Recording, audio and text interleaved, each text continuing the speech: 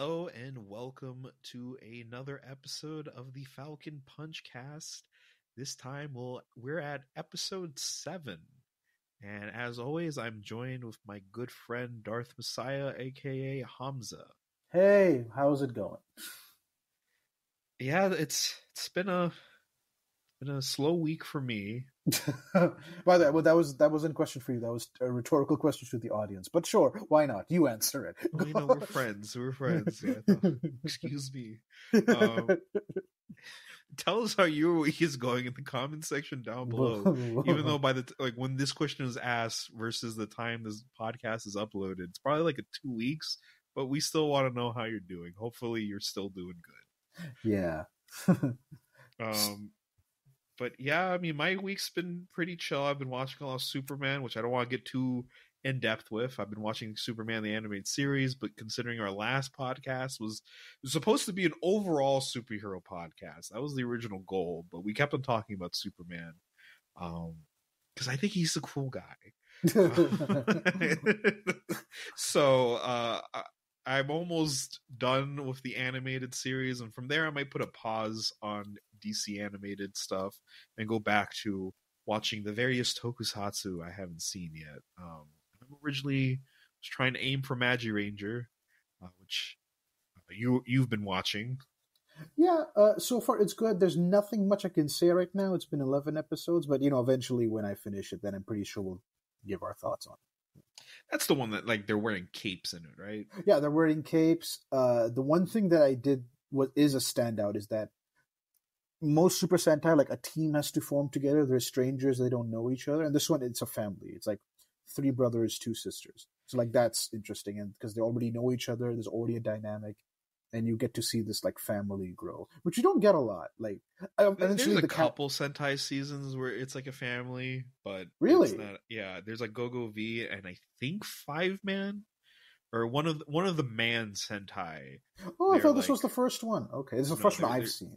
Yeah, there's a couple where they're family, which is surprising because that podcast never came out. I was going to say, like I said in the previous podcast with Sentai, but then I just realized that podcast, the audio got corrupted. So yeah. Man, but, I wish you guys could listen to me rant about Die Ranger for 30 minutes. I mean, I'll go back. I'll try seeing how much of the audio I could fix up. Maybe I'll try polishing it up. And that could just be a lost episode if we ever are behind on our backlogs, because I usually like having a little backlog with these podcasts. But as I mentioned in that episode with Sentai, for some reason, unlike other tokusatsu series, like Kamen Rider and Ultraman, I'll give the 3 episode rule. If I'm not feeling the first episode, I'll keep on watching until I feel like it might be something for me. But with Sentai, I've noticed if I'm not 100% feeling it by the first episode, it just seems like I do not care for the rest of the Sentai. Because I've noticed anytime there's been a Sentai where I thought the first episode was just okay, that's generally the feeling I have going forward for the entire series. And I've watched at least 12 Sentai, and that's been the case for all of them. Interesting. So for me, it took me 18 episodes to realize Die Ranger is a piece of trash. So I don't know. For me, I thought the first episode of Die Ranger was pretty cool. I just liked how straightforward it was, because literally in Die Ranger's first episode, I think it takes 2 minutes to get straight to the action. Because the main character's little sister gets dragged away into some bushes. It's here, bro, become a Red Ranger. Okay, let's beat the crap out of some dudes. I'm oh, okay. And at that time, I only had time to watch things really early in the morning. So yeah, just something that was just very straightforward with his action. I'm yeah, this is cool to watch at 5:30 in the morning. Because at that time, I think most it was the summer, but I had an internship, and then as soon as I came home from the internship, I went to the gym with my mom. So that would take up most of my day, and after the gym, I'd be too tired to really watch anything. Oh, okay. So I'm just I might as well watch everything I need to watch in the mornings. That way I could just, I don't know, play video games or pass out when I come back. But yeah, that was how I got through Dire Ranger, which was my first Sentai I watched. Actually, yeah, that was my first Sentai because everyone recommended it, and like we said in that podcast, like I enjoy Dire Ranger. I don't think it's like the best. To me, it's like a 7, like a For me, standard 7. it's a big fat like 0. Yeah, yeah. It's a But big like, fat I don't know 0. why Watch it's like Geki the Ranger. most recommended Sentai. That to me, that's like I don't understand. Yeah, that's my main. Like if it was just another show like that, because I feel like Maji Ranger doesn't really get talked about much. In the grand scheme of things, in terms of all the Sentai, I think I don't know. I just feel like it gets overlooked. But like Geki Ranger, if you're looking for like a martial arts themed Sentai, because that's what Dire Ranger was, watch Geki Ranger instead. Yeah, I really liked Geki Ranger. Yeah. Yeah, there's a lot of Sentai I want to see. Like there's Bokenger and Tokyuger, which I've heard are really great. I still need to say Shikenger and like all the dinosaur Shikenger Sentai. is one of my. So my favorite Sentais, it flips on a day-to-day. It's either Deka Ranger, which is the police one, or Shinkenger, which is like samurai themed and about like traditional Japanese culture. Those two are like my favorite, and I just keep on changing every day. Like some days I'm like, Shinkenger is my number one. Other days, like, oh my god, you know what, Deka Ranger is my number one too. So yeah. Yeah, I feel that. I feel like even for me, for Sentai, I mean, for me, with actually, I don't know, I guess Ultraman, I'm kind of like that too. The only one where I'm like, I have a definitive favorite among the big three of Toku is like probably Kamen Rider. Like Kuga is definitely my number one. Mm-hmm. But with Sentai, for me, it's like either it's like Jetman, or surprisingly, I wasn't expecting me to like come out liking that season so much. Dawn Brothers, which was like kind of like the second most recent Sentai. It was like the Sentai series for last year. Because the King's one is happening right now, right? Yes, and I'm liking it, but like it kind of petered off for me. Like I'm still like enjoying it, but like I don't feel like I like the characters as much as what we got from the past 3 seasons, which I felt had a very strong like team. Mm-hmm.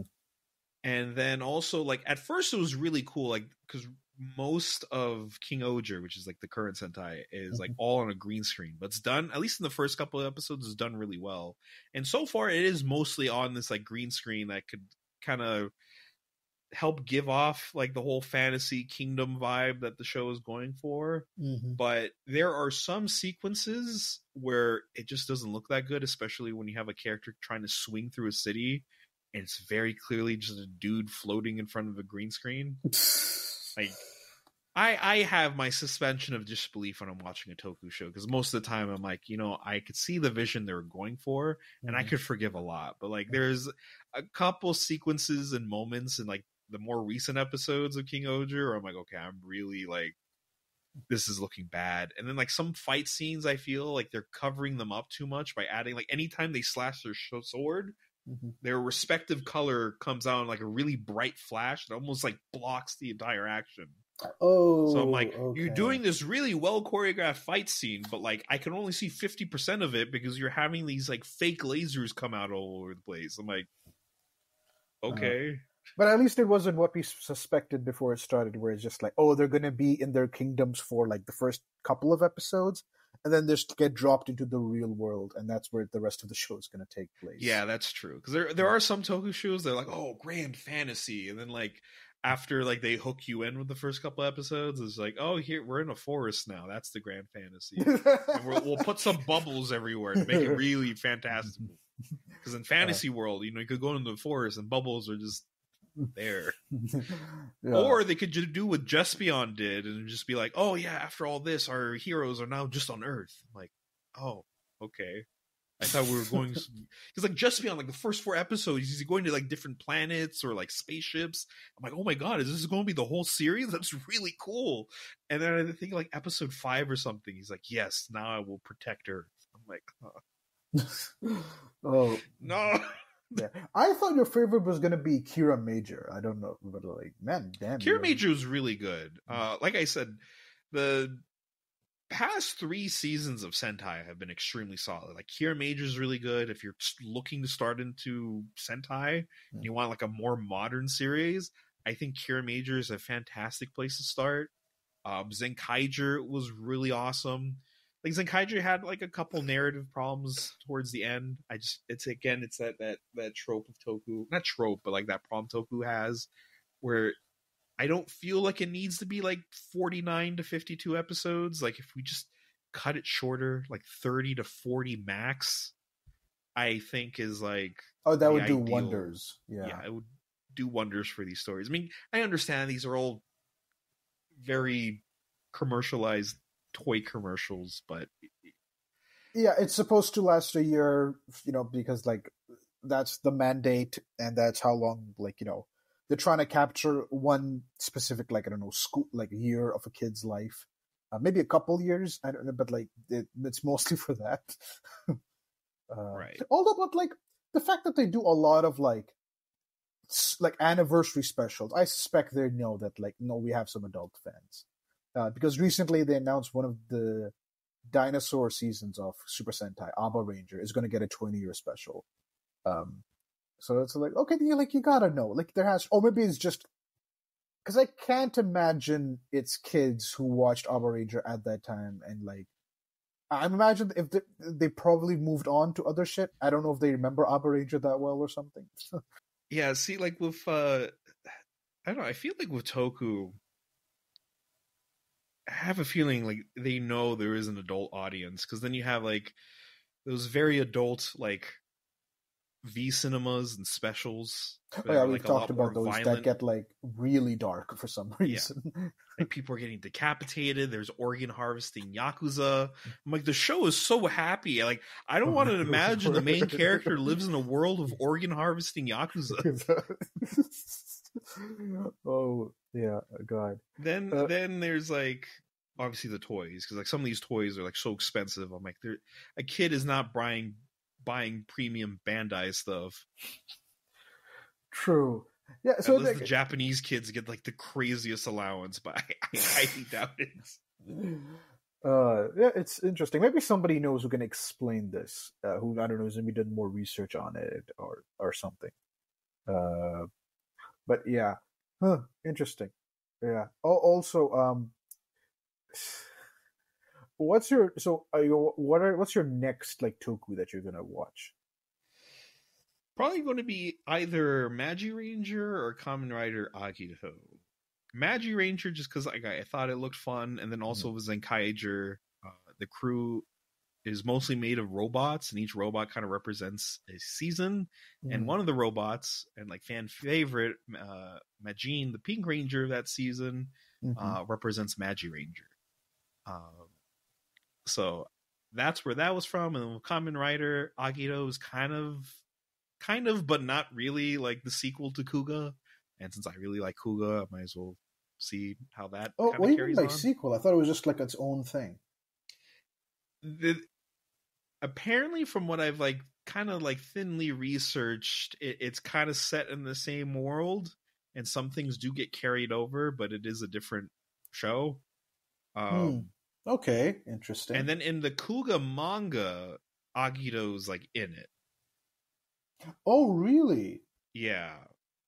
Oh. Because I've been buying the Kuga manga, which a lot of people are boycotting. Very good reasons. Translations aren't the greatest. And then, like, I don't know, the quality, like, no one's talking about it, but the paper quality is absolute ass. It is like cheap newspaper. And every time I get a volume, it's kind of like already bent. I'm like, this is a brand new volume. Why is it already like bent? Like I've been reading this thing for 25 years. Well, I mean, I just read digitally, so like I've forgone the physical realm. Listen, man, I just want to see the words "Kamen Rider" on my shelf. Just get a spine and then put a sticker on it. I don't know. Man, what the fuck? No, I can never. Yeah, I don't know. Get like buy like. Okay, you're gonna hate this, but like, buy a fairy tale manga and just like cover the spine. Oh God, why would I buy that? I know, because that's why I said you would hate it. I don't Could know. I at least just buy a manga I actually like? Like, No, because like you're not gonna. I could buy. I know you're not gonna open a fairy tale manga. Like it's just like this is a manga that's the sole purpose of it is just for the spine to be on the shelf. So it's like not something you like take out and read. It's just so like I'm like, what does Sheen Dunlop like? Oh, yeah, he doesn't like fairy tales. Yeah, I mean, I know there's some passionate fairy tale fans out there. It's okay. I like hentai too. It's okay. Yeah. Are we gonna be honestly people mad? like the man's career? Like he could make so much money, so much. Actually, I don't know. I don't think you make a lot of money with hentai, but like so many people would appreciate his work more if that's just what he focused on. I mean, I think I heard Eden Zero is pretty good, which is like his newest series. But I don't know. I read both Rave Master and Fairy Tale, and like he knows how to write a shonen. Like I'll give him that. He just doesn't know how to make a really good shonen. Okay, like no, okay, maybe it's a little too mean. Like he knows what he knows what to do. He's a great character designer. There's a level of creativity there and all that. Attractive men and women. Cool stuff. It's just it's not for me. His writing needs to be beefed up a little bit.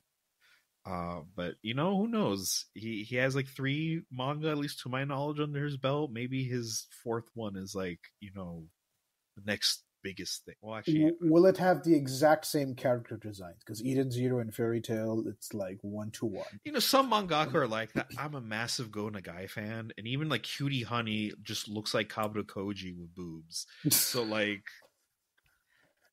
fine. That is such a horrible image. Oh my god. Give breast fire a whole new meaning. My god! This Shaheen in 2023. Queen Henry's just Kabuto Koji with boobs. Hey, no, see that's not an original quote. I mean, I'll take it, but like, there's plenty of people that have said this. Like, he just has that like main character has to have like these sideburns and like drawn a certain way. It's just most like there's a lot of mangaka like that. Like even the guy that does Sunken Rock. What's his name? Boichi. Boichi. Yeah. Boichi. Most of the time, all his characters all look like the main character from Sunken Rock. Even when he did a tribute chapter for Trigun, Vash looks like the character from Sunken Rock. Even the guy that draws Haratetsuo, the guy who draws Fist of the North Star, anytime he does tribute art, like for Berserk, City Hunter, whatever, the main characters always look like Kenshiro. Okay, so when you say they look the same, do you mean the face or the whole design top to bottom? For Haratetsuo, Fist of the North Star, it just like if he's doing a tribute, it just looks like characters are cosplaying as Kenshiro is cosplaying as the character. Like when he did like the Berserk drawing, it just looked like Kenshiro was cosplaying as Guts. Okay, interesting. Because in comics, a lot of writers I've noticed, like all of their characters have the exact same face.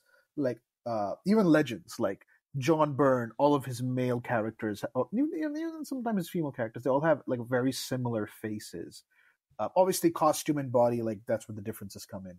But like, yeah, I think John Byrne, I noticed.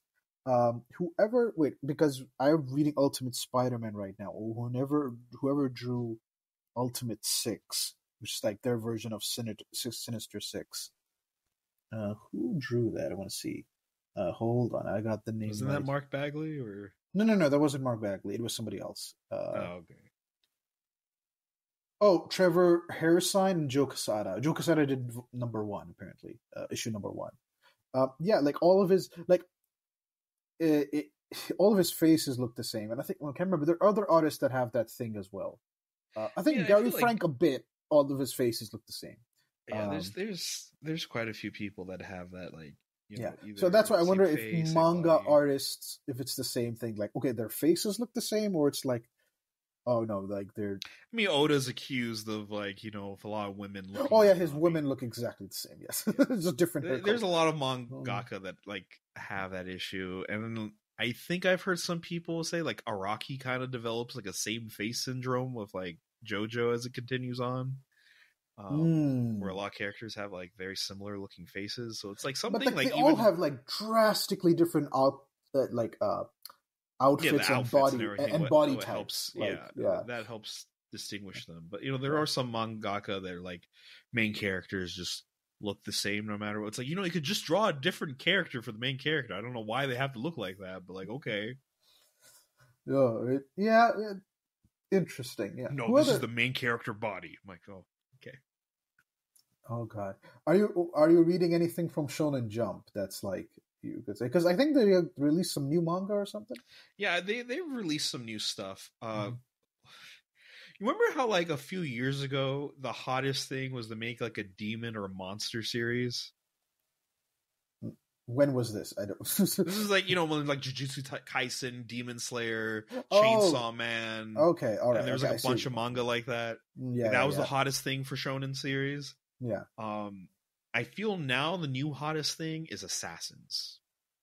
Really? I thought Sakamoto Days was the only one. No, there's Sakamoto Days. Then on Jump Plus, there's Marriage Toxin, I think. Our own marriage is toxic. Am I right? There's not even an X in there. Oh, I think that's how. Because I'm making a video for it. I think that's how I open up the video. Okay.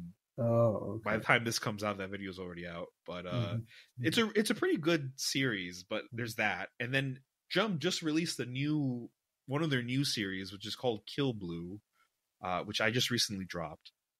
You dropped? Chapters. Okay. Yeah, I dropped it after 6 chapters. But the whole story is like there's this skilled assassin. He gets drugged. He turns into a kid, and now he's going to high school. And at first, what kind of got me engaged with it, I'm like, okay, it's just an old guy who's in high school. The hook that I kind of liked about it, that kept me coming back a bit, is that since he was raised in the criminal underground, he didn't really go to school. He knows how to kill people, but he doesn't really know much about like math or history or everything. So he's actually kind of enjoying it. He's like, holy shit, like this is actually pretty cool. So like I was enjoying that for a bit, but it's eventually like, oh, there's this like rich girl you have to go protect and like maybe like date her or something. It kind of got like bland as it went on for me personally. I don't know, maybe it might pick up, but Jump has been kind of axing, their axe is ready to go. So who knows? What do you think is going to be the next big series? Because I think Sakamoto Days is it's once the anime comes out, I think it'll pretty much hit that level for everybody. Like right now, I just think it's manga readers. Maybe it won't. I don't know. I have confidence. Like if Sakamoto, like as long as it's blessed with a good studio, because if it gets a really shitty studio that can't animate an action scene, which like I don't think they would, because that would be stupid. Didn't they announce the studio that's doing it? Because I don't think so. I know they've announced that they're thinking of doing an anime, but like that doesn't tell me anything. Oh, okay. Well, we're thinking of it. I'm like, well, everyone thinks. Like, give me some facts. Maybe Dandadan will be the next big thing. Oh, I mean, it does really well in Japan, which is weird because like that and Kaiju number 8, I know are like selling like crazy in Japan. Well, yeah, the Kaiju number 8 still hasn't. Yeah, that's why I'm like. I think it's because they're not on Jump; they're Jump Plus. So like, I mean, they're as accessible if you're going through like Manga Plus or the Jump app. But for some reason, like besides like Spy Family, there's not that much talk, or like Chainsaw Man, there's not that much talk for Jump Plus series. Spy Family,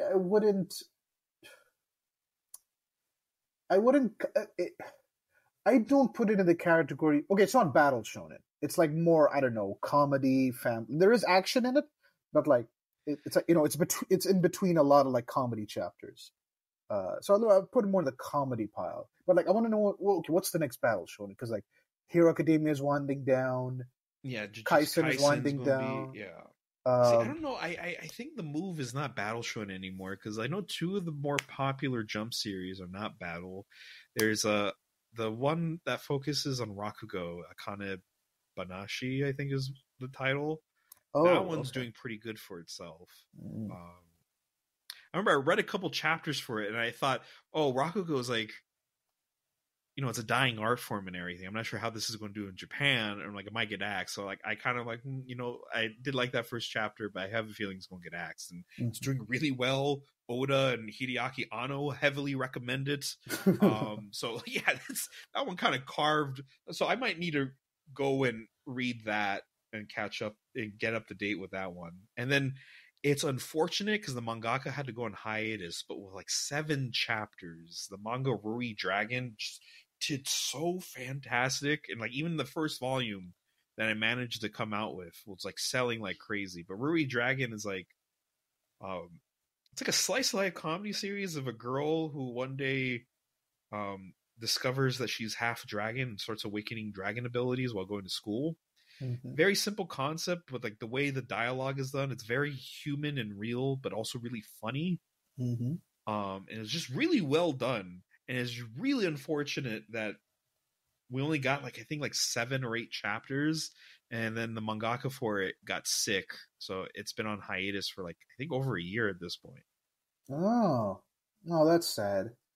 Yeah, I'm just going through the list of like, Blue Box has a 100 chapters. What the fuck? Yeah, Blue Box. Like again, like a lot of the top series these days are not like super action focused. Like then there's Me and Roboco, which people can hate it. I love it, but that's still doing pretty well.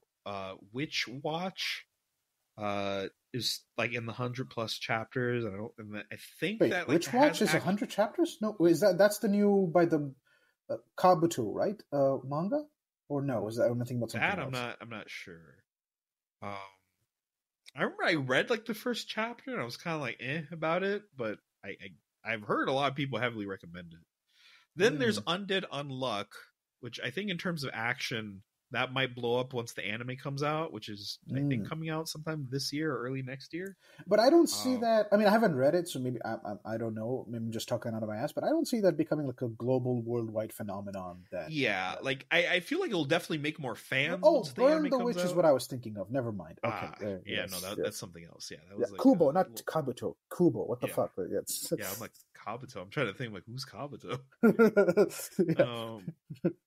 I know Kabuto Koji. Sorry, is that like whoever wrote that in the comments? Like, yeah, I know, I made the mistake. My bad. I don't think they're that quick to comment. I don't know. What else? What else? Actually, let me go on the Jump app. Do retry. That's new. Oh yeah, bro. Talk about coming back strong. So the mangaka who did Do Retry. He originally did a series called Bone Collection, which came out like a couple years ago, which I kind of enjoyed, but a lot of people hated, and it got canceled. That's a theme with you for some reason. not really. Me and Roboco. Listen, that's actually still going strong, and people hate it because it's a gag manga. And for some reason, unless it's Gintama, people hate gag manga for some reason. Despite like Jump, very early into its career, relying on gag manga. Some of the top creators also came from gag manga. So you shut the fuck up. And also, Being Roboco is going to be getting a movie soon, and there's going to be another anime announcement. So the more you guys hate it, the stronger Roboco gets. So keep on hating. I drink your tears. This is something he's been holding in for a while. Okay, listen, guys. Like, you have to hear me out. It's like the series. Like every time Jump comes out on Sunday, it's the first series I read because it's like a nice starter. You know, it's like the little appetizer to like whet your appetite as you feast upon the newest chapters of Jump for the week.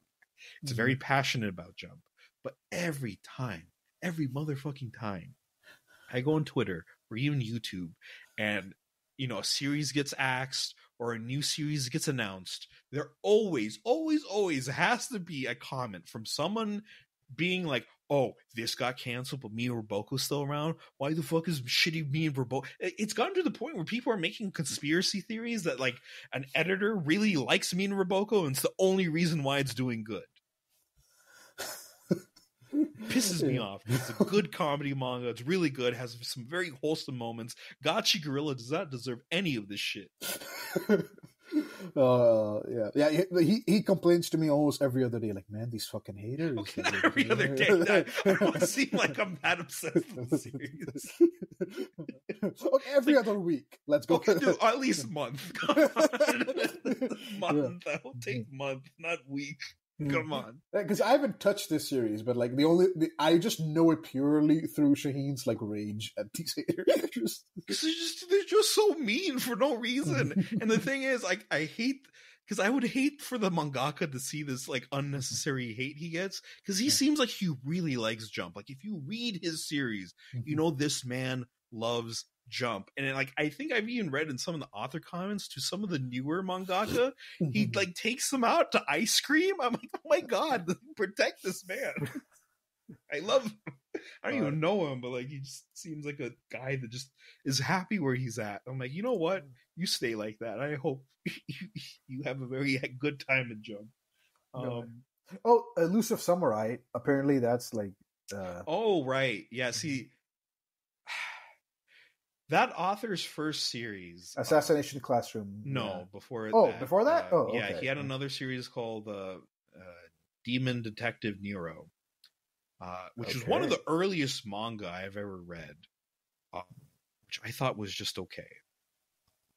And then Assassination Classroom I kind of dropped because I thought it was kind of okay. So I kind of just like, you know what, 2 in a row of kind of just okay series. I'm going to read Elusive Samurai, but apparently a lot of people really like it, so maybe I might wait for an anime with that one. I'm not sure.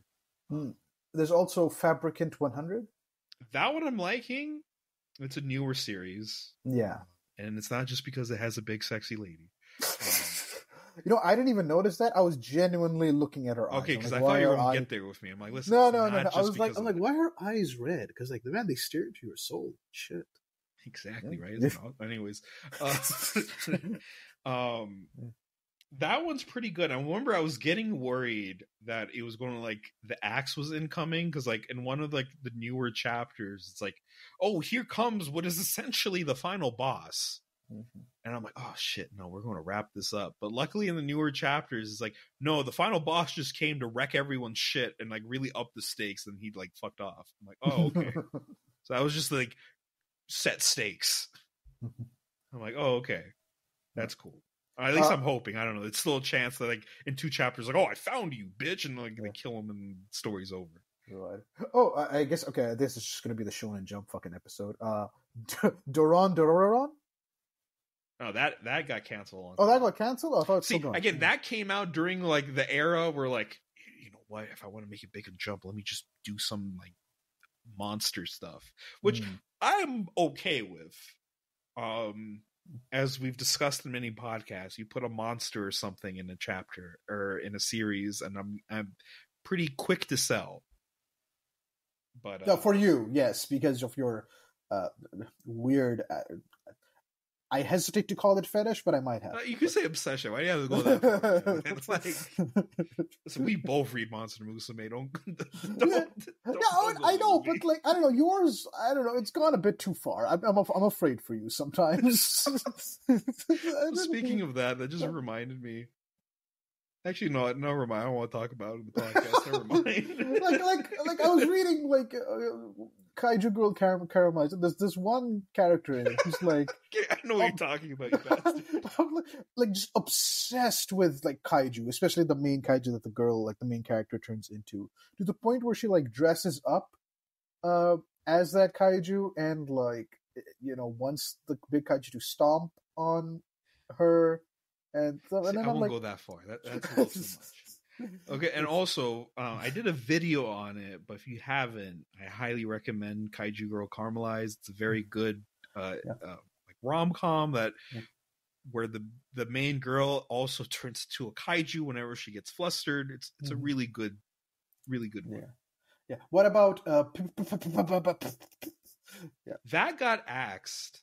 That got axed? No, I think from what I heard, which a lot of people were saying was unfortunate, because like in the beginning the art wasn't that good, but like eventually the mangaka, from what I've heard, really found his place, and a lot of people were kind of sad when it got axed. But Yeah, that There's some that are still going, and I can't believe they still are. Like, I feel like I've been seeing it forever. which one? World Trigger, Blue Exorcist, Twin Star Exorcist. Oh, okay, I've got three Okay, so Exorcists. World Trigger, I think the mangaka for that one would keep on going to hiatuses due to health issues. Mm. And then Blue Exorcist is always like such a weird nostalgia trip for me.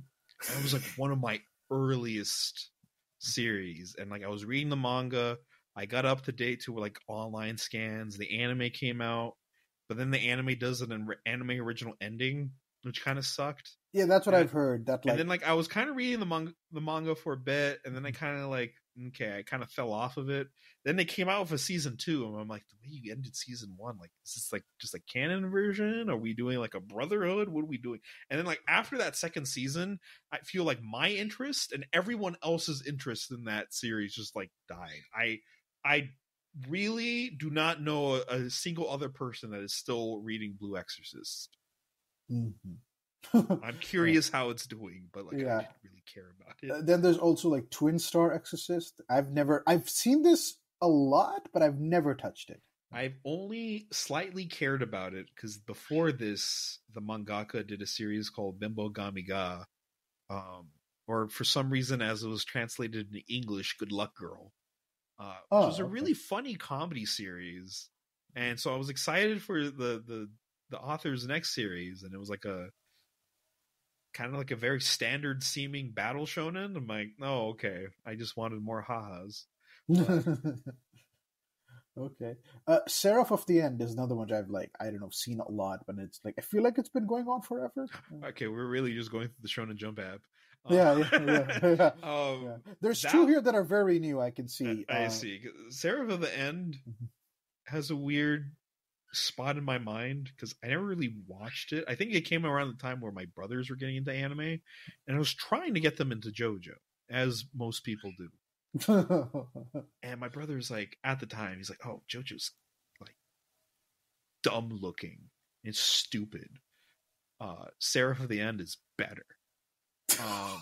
And so I remember I watched a couple episodes. I'm like, this is shit. What the fuck? My brothers don't have taste. Years later, they're both like the biggest JoJo fans in the world. I think they even like JoJo more than me now. So times change. But yeah, also, so you know, I have it's the same brother that doesn't like One Piece. I have this one brother. I think we talked about it on the podcast, but like every. Like, is it? But he loves Vinland Saga, right? Yeah, he's partial. One of the reasons why I haven't been getting into Vinland Saga. Also, going back to that topic with those like the big 3 of shonen, like Berserk, I feel is generally chill, but like Vinland Saga and Vagabond, those 2 motherfuckers. Yeah, we talked about this in a previous. No, it's not even just that. It's like anytime I see someone with a profile pic of either series, they're the most immature people imaginable. But every time you try selling me this series, oh, it's so mature. I'm like, you're not repping your series well, man, because you seem like the complete opposite. Whatever value the show you were actually watching is trying to give you. So like, I don't know, man. Jeez. Maybe read some Kaneko Man. You need some dumbass shit in your head. I don't know. Oh God. Or read Mean Roboco and start praising knees. I'm pretty sure I get a feeling that if I don't know, maybe because I haven't seen these people you have, that they might hate you. Haven't? Roboco. I feel like I see them all the time. No, I don't. Honestly, like you mention things about the manga or the anime fandom, and I'm like, I don't know. Maybe my feed is just that different. Well, yeah, everyone's feed's different, but I also feel like I don't know. I feel like even on YouTube, if I see someone who's like, my favorite manga is Vagabond, and like the most not to say like if you, I'm pretty sure you listening that like Vagabond are pretty cool, but from my experience, when I see someone who's like, yeah, Vagabond's like the best manga ever created, they're kind of talking out their ass. And then he goes, oh, my favorite anime, A Legend of the Galactic Heroes, man. You can't go. I'm like, I know you didn't watch that. Fuck you.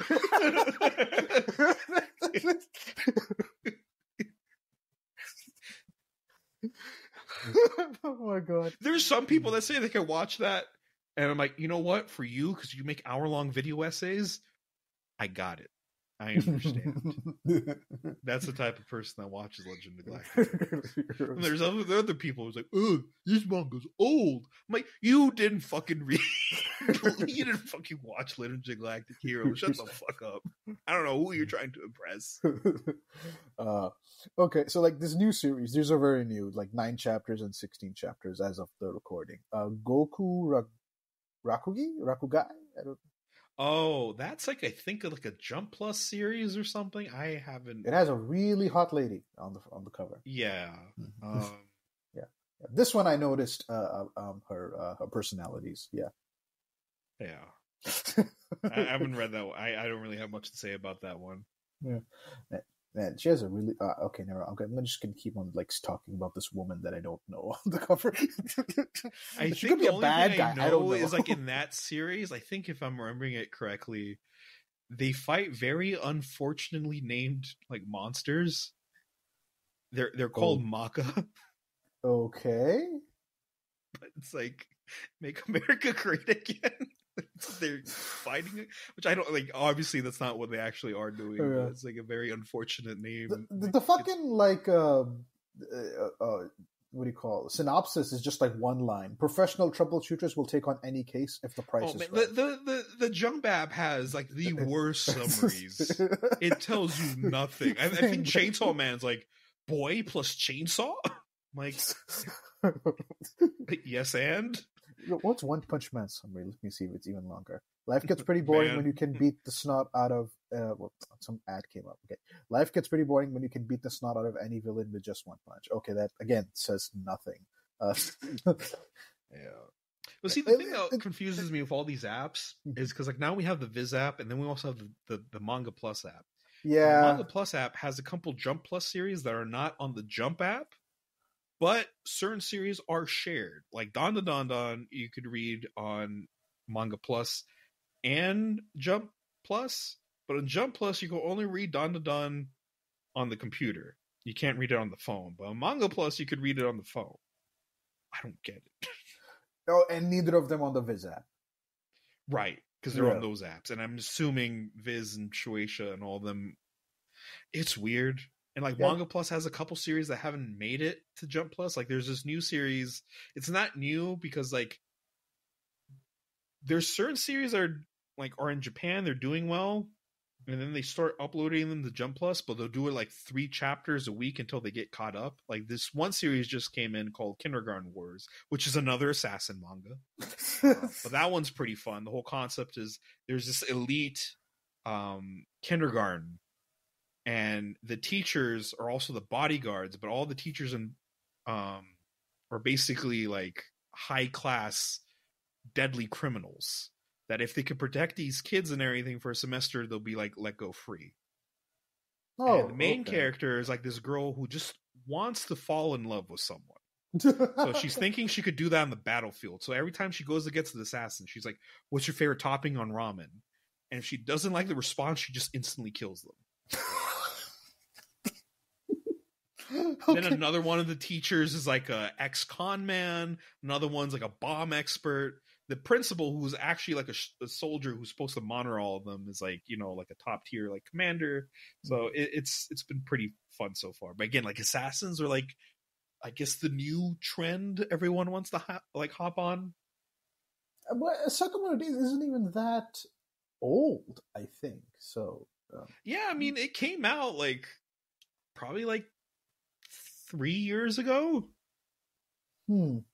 So I guess things just, I guess it was just doing so well. I mean, there's other assassin manga out there. I mean, obviously the most iconic being Golgo 13, but then there's also like Fable, which is like a seinen manga, which I know is pretty I've good. seen that. Yeah, Fable. Yeah, I haven't read it yet because I wanted to make like an assassin manga video, but like I have to read a lot of assassin manga, and I didn't want it to just be all like Jump manga assassins. Like I wanted some proper like, you know, ones that like could be more explicit with what they can do. This more is realistic because like a lot of the Jump assassins are like superhumans. Yeah, I'm surprised it's not superheroes after My Hero Academia. And, I think maybe because like in Japan, it's just like if I want to go watch superheroes, you have Kamen Rider and Sen. I don't know. I'm guessing that's the takeaway. I'm honestly surprised. 'Cause I think superheroes are a great concept for like a battle shonen. Yeah, I mean, exactly. Especially I'm still upset like Zip Man got canceled. Yeah, Because like I think like a Toku themed battle manga makes so much sense because of all the upgrades and everything. It makes so much sense for a battle shonen. But yeah, it's just transformations and hot bloodedness. I'm like, that's what it's all about, baby. Yeah, I can't imagine because like there has to be some battle shonen that will like break through and become the new thing. It just hasn't happened yet. But anyways, we'll see. Because I don't know, I just can't imagine Shonen Jump not having at least one title that's like that. It's just I feel like we do keep on getting that. It's just that they expire a lot quickly these days. Because if you look back on it, we had Demon Slayer is not that old. Jujutsu Kaisen is still ongoing, but it's going to be ending. Chainsaw Man switched magazines, but it still has Jump in the name with the magazine it's in. That's still ongoing. Yeah. Again, it's weird because like Chainsaw Man is in this like weird phenomenon where like even as a manga, it's still like insanely popular. Whereas Don and Kaiju Number 8, I know are like doing really well in Japan, like numbers wise. Like they're doing really good. Like they're on the top for the most part. But like I really hear no one talk about it. I mean, Kaiju Number 8 I feel is very standard. Like it had a really great opening. Then I feel like as it went on, it just went too standard shonen on me. And like I think like the past 10 chapters or so, the main character hasn't transformed into a cool kaiju. So I'm like, what the If I was him, I would never transform back into a human. Are you kidding me? Oh my god. Okay. Anyway, right. No, and then down to Don. How many Don? 3 Dons. Anyways, sometimes in my head, I'm just keep on donning. That's a fantastic manga. I remember I was initially put off by the first chapter because it was a little too rapey. But that kind of quickly goes away, and it's such a damn good manga. And there's certain chapters where I'm baffled this is coming out weekly. Like some of the destruction scenes are like insane. Like this guy is crazy. And it has everything I like. It has aliens, it has ghosts, kaiju, giant robots, martial arts, psychic powers. It has everything. It's like one of those manga where I'm like, yeah, this is a a Shaheen Falcon core kind of series. Jeez, have you done a video on it yet? I don't know. I will see. I was originally thinking I was going to save it for like one of the like hardcore manga videos, and I was originally going to pair it up with Hell's Paradise, but that just got an anime adaptation. I'm like, well, now I can't talk about it because I'm weird like that. You still can. I don't know why. I'm like weird. Like once it gets an anime, like shoot, it made it into the mainstream. Even though I think the anime adaptation for Hell's Paradise, like. I know there's a lot of people that like it, but I've seen like certain scenes. I'm like, oh, this looks kind of bad. Are you going to be... Man, the manga was better. Oh, yeah, no, definitely the manga was better. Which, I mean, Hell's Paradise, it's a really fun concept to quickly, like, I guess, give you the elevator pitch. It's like Edo period Suicide Squad. What? Okay. Basically, there's this island, like, near Japan that apparently has like this immortal elixir. So like one feudal lord just grabs a bunch of like hardened criminals and is like, listen, you will be paired up with like one of my executioners and you will go to this island. Whoever comes back with the elixir will be pardoned. Because when they go to this island, there's like these weird like flower monsters and all this shit. Like most people come back dead, or if they do come back, they're covered in flowers. Okay. So Hell's Paradise. Oh, okay. I get that. All right. Got it. So it's a pretty fun series, and like also I was kind of engaged with it because just like Don, the creator for that series, once worked for as an assistant to Tatsuki Fujimoto.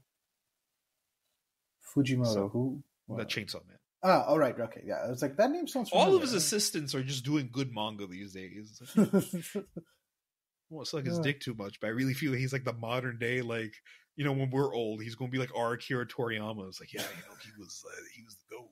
He was the goat. Grandpa, what does this goat mean? Yeah.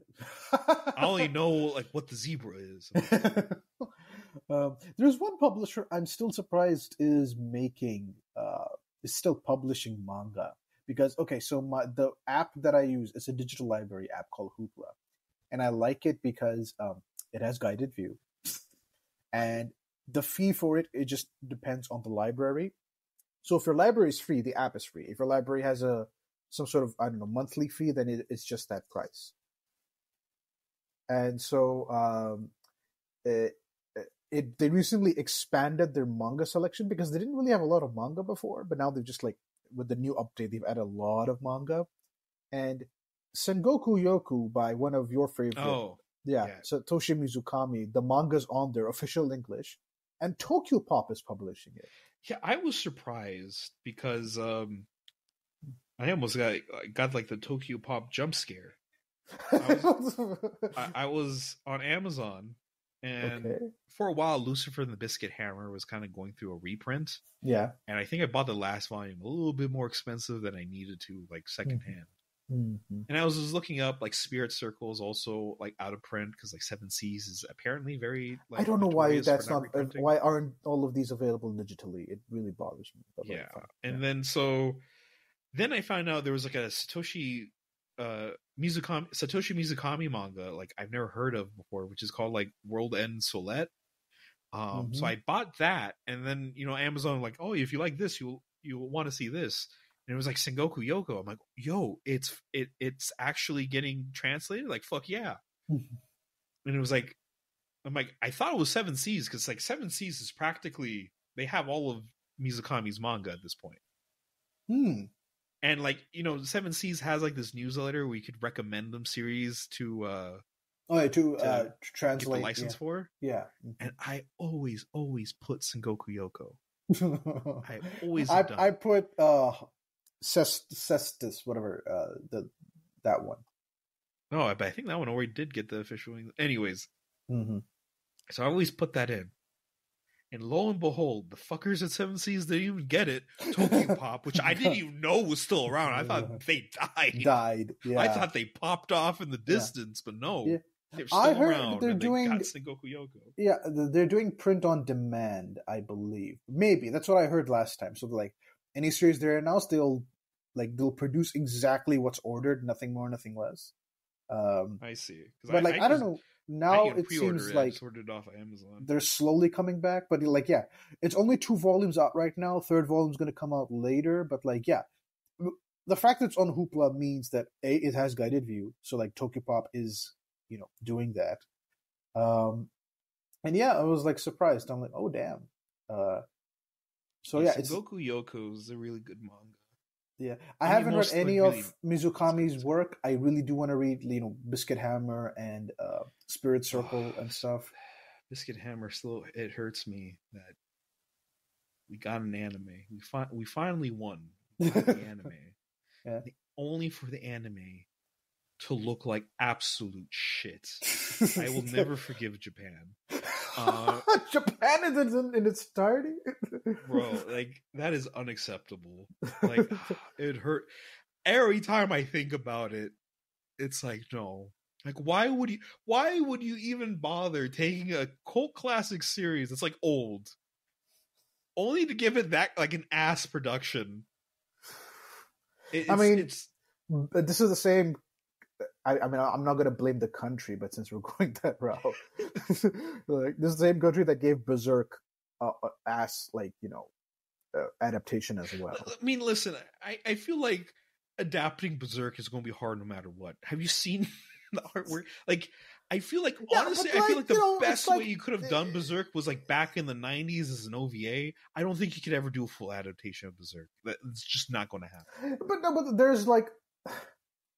there's an attempt at trying to replicate that art, which I admit is difficult. But then there's just like whatever CG bullshit they tried. I mean, yeah, that's true. But yeah. like, see, Lucifer and the Biscuit Hammer was my Berserk. Okay, that sounds very weird, but okay. That is my Berserk. Okay. Because like, I mean, I liked Berserk up to that point, and I am rereading Berserk through the deluxe editions because I feel like when I first was reading through Berserk, I properly couldn't soak in the story. I was just more like, big guy swing at demons. I was like 16, which apparently that's when people were like, oh, that's when it hit me most. But listen, we all know how my brain works. Oh, cool, so anyway. monster! Yay! Monster. To be honest, that's still happening to you, but yeah, but like now I could appreciate the story behind the monster. Monster. It's not just like, oh, cool monster. I'm like, oh, but he has feelings. Okay. Anyways, where was I going with this? So yeah, like, it's just because I was like, what? I have so many memories of that manga. I made like a couple videos on it already. It means a lot to me, and like a memory I have of a friend I had in high school and everything. It's a very deeply personal manga for me. And for the anime to come out, which I remember on our friend chat, I kept on talking about. No one would respond to it. The anime came out. I was ranting about it on our friend chat. No one responded to me. I was alone in my rant, and I guess I still am to this day. But that is a damn tragedy. Oh, jeez. If I could go back in time. That author, because like everybody calls him, like, man, this guy's so underrated.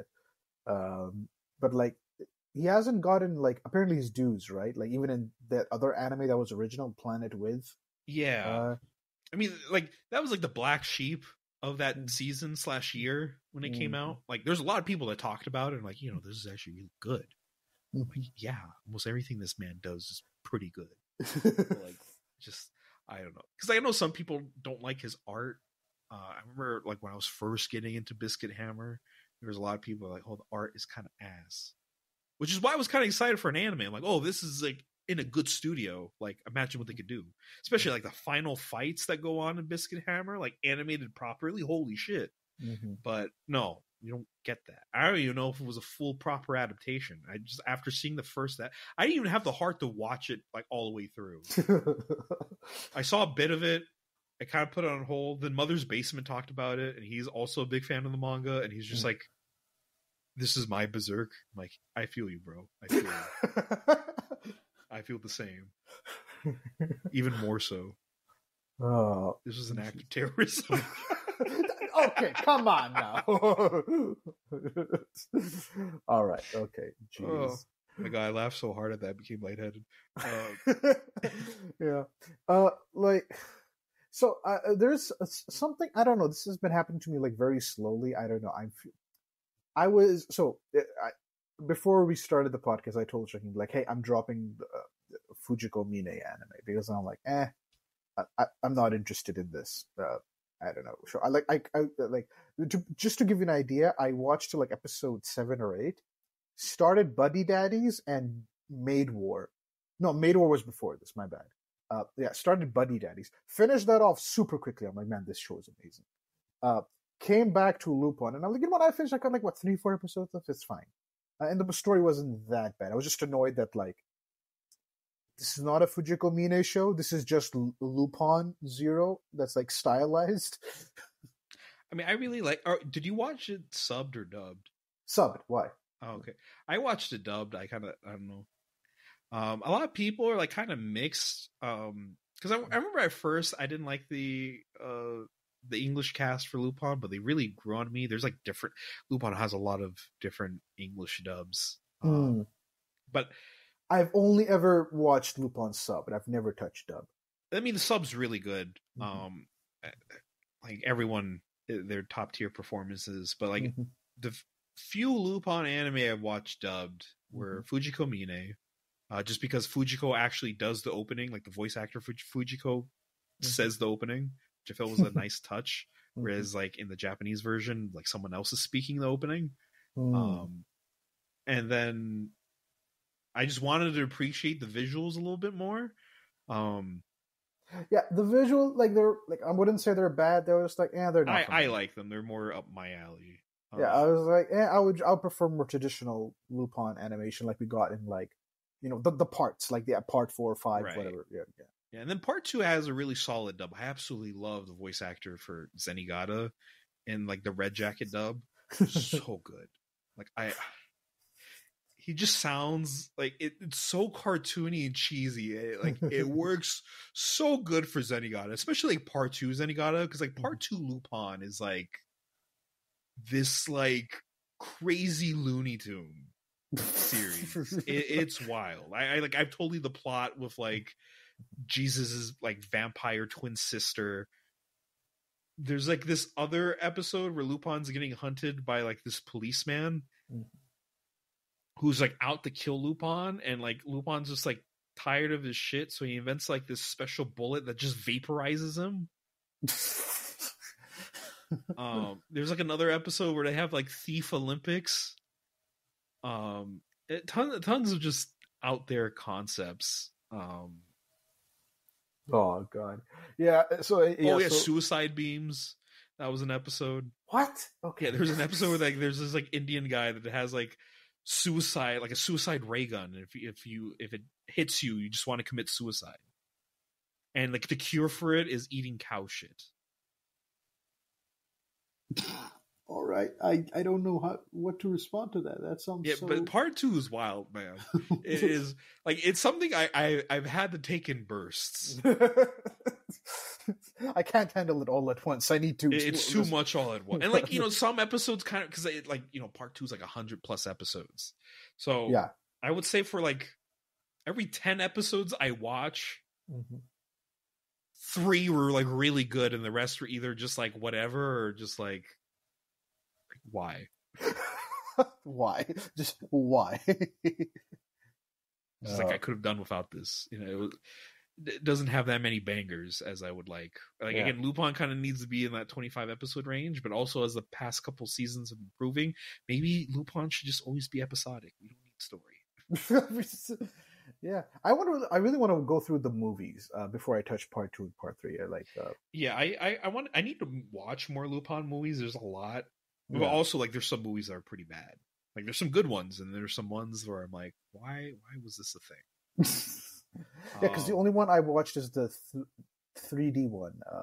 Oh, really? You haven't even seen Cagliostro yet? No, yeah, I know. Sorry, I have seen Cagliostro. Oh, okay. Yeah. That was my first one. Actually, that was my introduction to Lupin. Oh, okay, the first good. Lupin thing I watched. Really yeah, because I want to watch what the Assassin Island, I believe, is the one or something like that. That's called. Yeah, I think that's the one Monkey Punch. Oh, and I watched First Contract as well. That's also another. Oh yeah. You told me about that one. Yeah, I told you about that. Yes. Oh wait, no, Monkey Punch directed Dead or Alive. Never mind. There's a lot of Lupin movies that have like multiple titles, so like. Yeah. I was like, the video game? Oh yeah, there was a couple Lupin video games too. No. There's a video game series called Dead or Alive. Oh. Yeah, no. There's also a Japanese movie called Dead or Alive. There's a lot of things called Dead or Alive. Okay. Let's see what else. Okay. So anyways, I was like, so I'm like, you know what? I don't care about this anymore. So I dropped it. It's just not for me, and I don't care about the story anymore. The fact that it's taking me a while just to finish like 4 episodes, it's like, okay, you know what? I'm done. Like, you should watch instead. That's like half the episode length. Lupin Zero, right? Dude, that is. I remember I was going into it, and I'm like, this is probably not going to be that good, especially after getting so burned by like part 6. Mm-hmm. I'm like, I don't know, and it's like it's going to be revealed that like Lupin and Jigen have always known each other, but Lupin has a very loose canon. Yeah, like but still. Mm-hmm. I'm like, I don't know. I don't think I like that. And like they're in high school, so like, how dark is it going to be? But they keep on presenting it like it's going to be dark. It gets dark. Despite them being in like high school, they're like smoking like chimneys and like stealing whiskey from like the American that was my base. thing, but I was like, they're kids. What can they do? And then you told me like, oh no, they still do like Lupin shit even as Jigen's kids. lungs are like tar. Jigen should be dead from cancer. like from an early age. Like he's been smoking forever. I'm pretty sure instead of a pacifier, his dad gave him a cigarette. Like I wouldn't be surprised if that's what happened. But no, Lupin Zero was fucking fantastic. It was like the shining light after like forgettable TV specials in part 6. I'm like, oh no, what's going on with Lupin? And like Zero happened. I'm like, oh no. It's still good. Yeah, so for me, I was like, I'm done. Let me look. So I was looking for other anime to watch, and all my reactions were like, I want to read the manga for this before I watch the show. I don't know why. Like, comic books and manga have become, I think, my primary entertainment source. I don't know why. This just like slowly happened. Me too. But yeah. I always go back and forth. And then there's like times where I'm like, no, anime. I don't know why. I'm just like, because I remember somebody in uni being like, manga's better. I can just go through the story faster. And I was like, oh, look at this peasant that doesn't appreciate the arts. And because I'm like, anime has color, music, and like voice acting and direction, but there's so much more into it. Like, you don't understand, you Philistine. And then years later, I'm like, you know what, that guy had a point. Well, see, I've liked manga more too because like there's certain adaptations. Maybe I'm more wary of it since like I read the manga originally, but like I remember like when I really noticed it when I was watching like the Netflix Baki, because I feel like the Netflix Baki is like really slow, and I think that's because in the manga when they're just explaining the shit out of like a guy punching really hard, you could just read that at your own pace in the manga. Yeah. Whereas in the anime, you're just kind of like chokehold there. Like, listen to how strong this guy is. I'm like, Baki, you do this all the time. I've just come to accept in my mind that everyone's a superhuman. Yeah. So like I don't know, just like the arts. I don't know the idea of just like going through a page at your own pace and seeing the artwork firsthand, and just like the unlimited possibilities. Because like animation is still. There's a budget limit to it sometimes. But like, I don't know why. Like, I'm just like, and I get through the story like faster and stuff, and I can recognize it more. Stuff. Like, there's definitely good adaptations that could like elevate, or it's just cool to see like how a certain fight scene would play out, or stuff like maybe. that, or what like a different mind could take the story. Yeah, and seeing it just in color, that's like cool. Right. Then so either was like, I'll read the manga for this. Or like, I want to watch this series, but I don't feel like it right now. I want to watch it a little later. So then I'm like, why is this happening to me? I've never felt this way before. I feel like sometimes you just get like choked by so many options because like sometimes I'm like, what do I want? And like I know there's a lot of series I have in my watch list, but I'm like, no, not yet, not now. I'm not feeling this. And then I'm like, I just wind up watching nothing, and I just go on YouTube. Yeah, I don't know. Maybe that's just like it's just for today. I don't know. Maybe maybe by next week I'll get fixed and I'll like find a show that I'm interested in. I'm like, what, I really want to watch this now. Maybe Witch of Mercury. I don't know, because I'm like, I just want to see a giant robot just fucking do something. Right. Well, I mean, Witch of Mercury's still ongoing. Yeah. Oh no, actually, I am watching an anime right now, Digimon. I should finish that. I'm interested in to finish. I feel like I've heard you saying you're watching Digimon for like a year at this point. So like... No, okay. I started it. I got up to episode 26. Took a little bit of a gap for some reason. I don't remember why. Came back, forgot where I was completely lost. I'm like, okay, you know what? I need to start again. The classic, the Hamza special. If I don't finish it all in one go and there's a gap in between, I'm like, I've got a lot of stories to keep track. Okay, I've got all of DC and Marvel to keep track of. Okay, leave me alone. Yeah. Which reminds me, I have to start Dorohedoro from the beginning again. Yeah, sure. You and like 5 other people I've talked to Dorohedoro. Now my bird decides to be. Really, people? Okay. Anyways. Yeah. So yeah, I don't know what I'm going to watch next. I'll see. But also because I think like Toku has also taken up that spot. Like, if I'm watching something, I'd rather it be Toku for some reason. So. Yeah, I remember I had that phase where I was just like, I have to watch Toku. I mean, I still really like it, but like, And I guess I still get a weekly dose because I keep up with like the weekly tokus. Mm-hmm.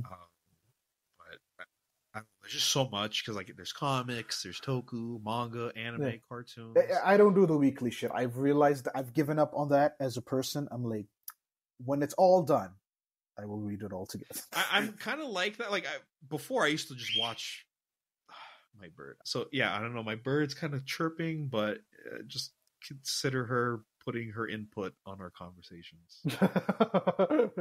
She's got anime opinions as well. Sometimes she sits next to me while I'm watching anime, even though I don't think she could hear because I'm usually wearing headphones. But let's just say she has really good ears.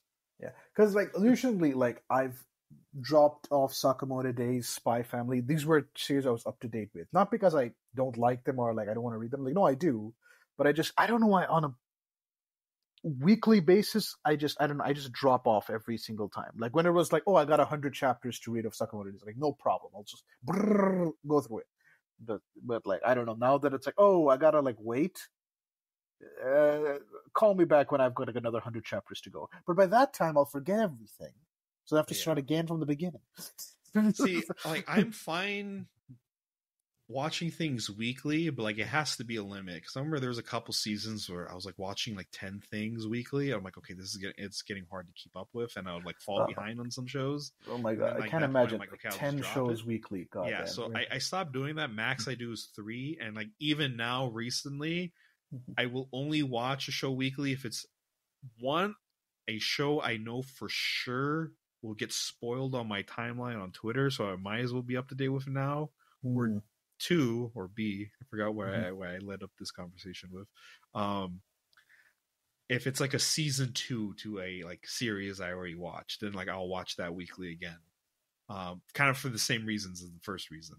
But oh my god, I completely forgot. Devil is a part-timer is coming back. Shit. Oh yeah, no, it already did come back. I saw a couple episodes. I'm like, this is kind of like whatever. Really? I remember loving that anime as a kid. See, I remember I liked it, but it was never. I don't know. I was never like, oh, this is fucking awesome. Like, yeah, I did. I was like, man, this is funny as fuck. I don't know, maybe rewatch it. That might change. Yeah, I know, maybe because I remember as a kid. There's one show, my favorite anime of all time. I know people are going to be like shocked by this. Is Future Diary, Mirai Nikki. That was coming, yeah. And like I am so afraid to rewatch them. Like, what if I don't like it? Because I don't know why. I just gotta rewatch or reread. Rewatch. Oh yeah, there's a manga. I could read the manga. Maybe. Okay, I was gonna say I think the manga is even worse. Really? I mean, the anime is even worse. Oh, the anime is even worse. Yeah, because it has its own ending, right? It didn't have the ending. But they fixed it in the OVA. They fixed it in the OVA, which they gave the proper ending to. But anyways, they did that. Okay. Yeah. So but I'm so afraid. I'm like, man, I love this because I don't know. It made a huge impression on me, and it started my love for yandere's. I'm assuming that's where that problem started. See. I got a lot of shit for that in uni. All my friends were like, you know, they will kill you, right? I'm like, no, they won't kill me. As long as I don't even look at another girl, which is fine. Then they won't kill me. As long as I have the one, it's fine. Yeah, just have the one. It's fine. Yeah, exactly. Yeah, I'm just very loyal. You don't understand. Yeah. So I'm the most loyal. Yeah. So I'm very worried about like rewatching. It's like, man, I get this feeling like I'm not gonna like it as much. I will probably one day when I have the time. I don't know, probably like 2075 or something. I mean, I don't know if you're having a hard time finding something new to watch. Maybe it's time. Then you could give your thoughts on the podcast and be like, no, this thing sucks my ass. Or you'd be like, this is still the greatest thing ever. And just make an emotional 1 hour think piece on it. Yeah. Oh God. Were we wrong about Future Diaries? In this hour-long video, I will. This hour-long video. Those are the two videos. If I make my own YouTube channel, Diarager sucks, and here's why. And Mirai Nikki still a gem? Question mark. Garbage or gem? Question. Oh yeah, garbage or gem? Yeah, I don't know. Oh, that could be my name of the series. Garbage or gem? I don't know. What's the opposite of a gem? shit? I don't know. I guess. Or just a rock? Just a regular rock? Rock or gem? Rock or gem? In this show, rocking is not going to actually fuck that. Never mind. You don't want to rock in this show. That sounded horrible. I don't think you even liked what you said. You said it out loud. Yeah. I kind of like, man, that sucked. See, that's how you workshop things. You know, when I was trying to workshop a name, I was like, I'm going to be Sand Falcon because my name means falcon and I live in a desert. Oh, that would have been horrible. Exactly. Thank God you didn't go with that. Oh God. I think I was even going to use Falcon. I think I was going to call myself like Charizard Boy or something like that. Is that even your favorite Pokemon? Yeah, it is. Oh, really? Oh, okay. I fucking love Charizard. Yeah. I know actually, it's you know the what? basic Same. bitch of Pokemon. It's same. I just love. I don't know why. I just always. He's just cool. It's technically not a dragon for some reason, even though it looks until like he got the Mega Evolution. Yeah, until he got the Mega Evolution, but like before that, not a dragon. And I guess competitively, like you put a rock type in front of him, he's like gets 4 times the damage. But like Pokemon, even the Pokemon company knows like Charizard's fucking cool because anytime there's like a new generation form thing, he always gets one. Yeah, even in like the card game, I don't know why. Like everyone's like crazy for Charizard cards. I don't. Yeah, dude, I'm telling you, when I was a kid, like big lizards were in. Like I had Charizard. That is the weirdest sentence. Like, man, back in my day, lizards were like the top thing. Like, yeah. It was okay. Like here.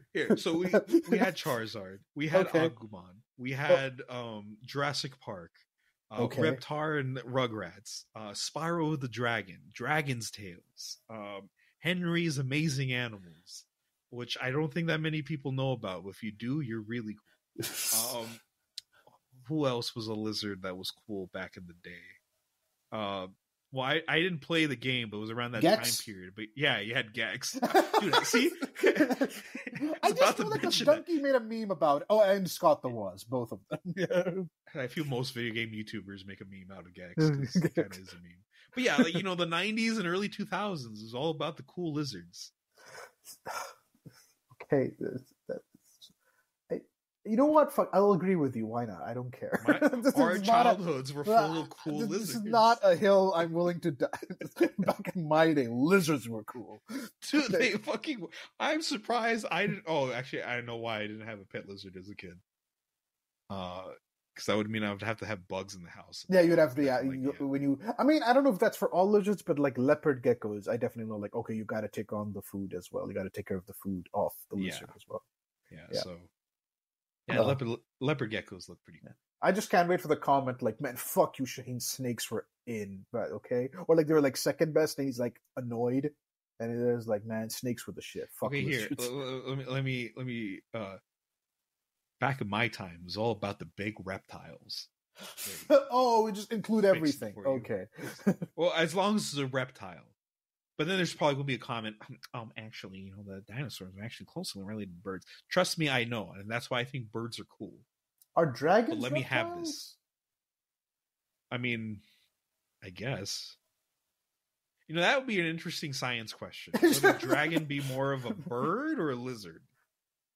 Dude, or is it its own thing? Fucking Animal Planet for like a little bit made me think dragons are actually real because of that fucking documentary they uploaded. I remember I was so excited for that. Do you remember that? No, I don't. Actually, no, I don't think you had Animal Planet. Did you? No, I did. I did have Animal Planet. I remember watching Steve Irwin as a kid. But like, I don't remember this like dragon death I ever cried in. I've never for any other celebrity. I've just been like, oh, well, that's sad they passed away. But like, Steve Irwin, I was messed up for like a day. Like that took a lot out of me. Yeah, so like, I don't remember this dragon documentary. What the fuck? Okay, so. It was like in the early 2000s when like Animal Planet and Discovery just decided to lie to everyone's faces. Because before they were like actual like educational channels. Yeah. At least that's how I remember them. Yeah. Then they just became obsessed with the supernatural. But like since it's coming from history, Discovery, travel, and Animal Planet, you think like, okay, is this real or is this based off fact now? So anyways, I think what kickstarted it was they did this like documentary special. It's like, oh, I forgot what it was called, like Dragons Uncovered or something. Starts off with this like supposed scientist, but I think Billiam made a video on it. The guy's actually an actor. He comes into front of the screen, and behind him is like a dragon skeleton. And as like an 8-year-old, I'm like, oh my god, they're real. Spyro was a thing. Holy shit. Spyro was a thing. I remember, like, we were in a vacation, like, my family and I were on a vacation in Vegas. I'm sorry, really wanted to see that documentary. And I noted it down because, you know, this was back in the day before streaming. Like, I had to, like, note down the timing, remember the channel. And, like, my parents were going out. And they were going to go out somewhere. I'm like, I don't want to go out. I want to see this. Because, like, you know, if I missed it, I don't know how else I was going to read it or watch it. It's not like I could just go on YouTube, type in Dragon documentary, it pops out. So it's like, so they dropped me off at my aunt's house. And it's like, okay, you can watch it at your aunt's house. Thank you.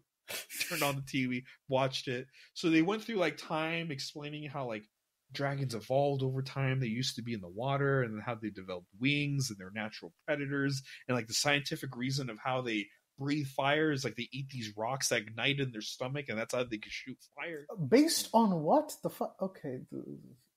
See, there was a time, like, I really like it now, and we've talked about it before in this podcast about speculative zoology. Yeah. So it's scientific fan fiction / thought experiments, which I think are really cool. But to present it as a documentary with like a skull... when you present it as a documentary and a kid my age sees that and for like a good period of time thinks it's real, because then they followed it up with like a mermaid documentary. Oh, okay. I remember seeing... Yeah, Billiam made a whole video on it, really good. Okay, I was like, a YouTuber made a video on this, on how like they just lied because they were just going for ratings, and they decided like, oh, doing documentaries on fake shit, like ups the ratings. Bigfoot. Because like, as a kid, I was really into cryptozoology. And I'm like, holy shit, this stuff is real. Of course, it's just like, okay, if Bigfoot, like, where does Bigfoot die? Because if Bigfoot or any of these creatures were real, we definitely would have had a dead body by now. Yeah, we would have discovered some sort of skeleton, like skeleton or shit, hair, footprint. Well, the footprints people. Anyways, so cryptids. I mean, there's still some out there that have been proven. Like a long time ago, people thought like giant squids didn't exist. They do. They do. Yeah, they do. They've kind of uncovered chupacabra, but then chupacabra is weird because like it's like one of the rare cryptids where like so many people have had different versions of the creature. You know, some it's like a dog-like thing, others it's like a Bigfoot, others it's like an alien bat creature. So that's still debatable if chupacabra is real. Then you know you have the Bigfoots. The ones I still believe could probably be real that I was into as a kid were like aliens, because that's still a possibility. I don't know of aliens in the sense that like you know, come to take your leader or something like that, but there's probably life out there in the universe. The universe is big. Yeah. Oh, interesting. I just got this thought in my head that you as a kid, like you saw that dragon documentary, like, oh my god, Spyro is real. That means Crash Bandicoot is real. When did they fucking... See, it wasn't like, oh god, bring up Spyro, that reminds me. I have ruined Spyro for my brothers for life. How?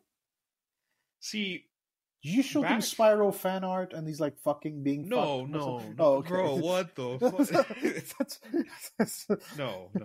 Okay, so hear me out here. Okay. Remember how I was just dunking on Vinland Saga and Vagabond fans? Yeah.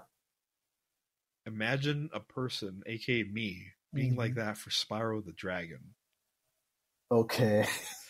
Okay. All right. It was a big childhood game of mine. Yeah. When I was a kid, I didn't really play games. I just watched my parents play games. And Spyro was one of the big games that, actually, I think my mom was the one that played it. Okay. Because normally I would just watch my dad play games. You know, I was into Let's Plays before it was cool. It would be years later until I actually picked up a controller myself and actually played. But anyways, so I had a lot of fond memories for Spyro. And I was on the PlayStation Store one day, and they had the PS1 Spyro Trilogy on sale for the PS3. And I'm like, time to relive some memories. So I bought it, downloaded them all, fell in love with the games. And after that, I kept on trolling my brothers. I'd be like, Spyro's the greatest video game ever. Every video game you play was inspired. Like, I was just making up lies. Every video game you play was inspired by Spyro. Call of Duty, Spyro invented it. Spyro is the strongest character ever. He could beat Superman and Goku. No problem. He's invincible. Why did you do this? Like, dude, I fuck around with my brothers a lot in a fun way, not in a mean way. I'm a pretty good older brother. But yeah, that's how I messed with him. Like, one of my brothers got so upset, and I remember my parents got on, and I still laugh about it to this day. So I was telling them Spyro's real. I'm like, yeah, he's real, and he's a cool guy, and like, you know, he's constantly saving other worlds, you know.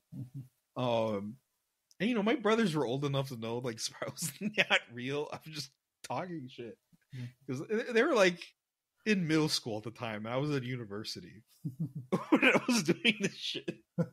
So my brother was like, you know, Spyro sucks and he's lame and he's a weak dragon. You know, he drowns in water. Fuck you, basically. And so he went to go to the gas station to get a Slurpee. And I'm like, you know, you made fun of Spyro, so I'm going to call him right now. And I remember with one of our friends, I changed his name on my phone to Spyro so I can pretend it's called Spyro. I'm going to call him, tell him you're making fun of Spyro. He's like, whatever. He gets out of the car, goes to the gas station, quickly comes back. And I'm like, what happened? He's like, all the Slurpees are like melted. They're like not cold yet. I'm like, see, I told Spyro to come over there and melt the machine. And until you accept him into your life, that's what happened to you every time you try getting a Slurpee. And yeah, that's when I officially just ruined Spyro forever for him.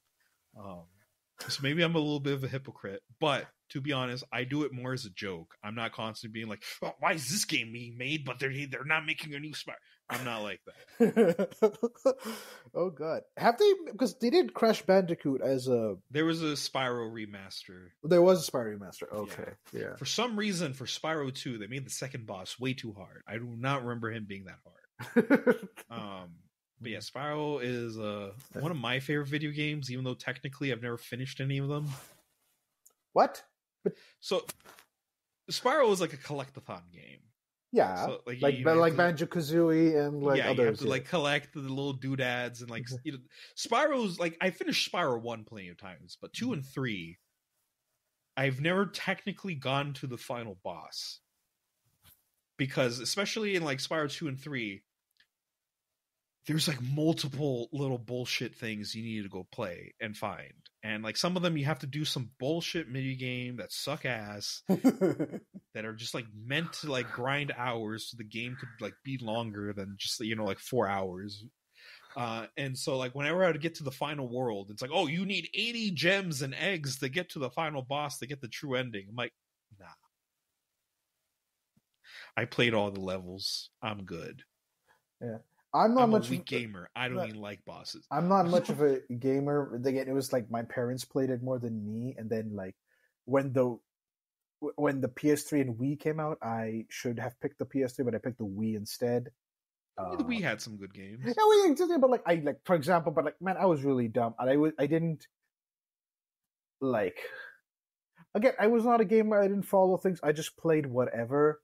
So like for example, like Super Mario Galaxy, never played it once. Yeah, even though I had the Wii the whole time, never played it once. That's where you fucked up. Yeah, exactly. That was like the best Wii game. Yeah. Never played that once. Never played. I don't know. Never used like the Wii online store to play like classic games. Oh yeah, see, I missed out on that too. But I don't think my parents. Well, maybe they would have. I just never thought of asking them to put their credit card because I was a kid. I didn't know. See, that's the thing.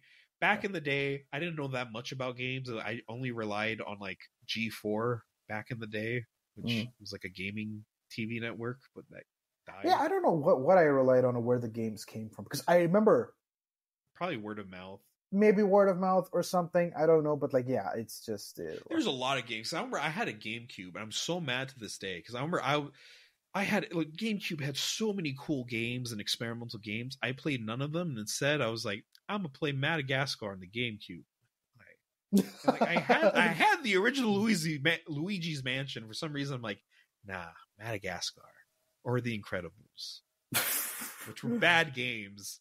I don't even think I got far in them because I eventually, as a kid, there probably was guides, but I didn't know how to look them up. And like back then, my computer took like 15 minutes just to load up a web page. So like when I got stuck on the game, I'm like, well, I guess I'm just keep on replaying the levels I could actually play. Yeah, so I'm trying to change that. Like literally, Mario Odyssey, which I'm playing right now, is my first ever Mario game. Surprise! I know people. Yes, Breath of the Wild, Legend of Zelda, which I'm also I got to a certain point, but then I stopped because I had to move from Canada to here. So I'm starting again with that. Breath of the Wild is my first ever Zelda game.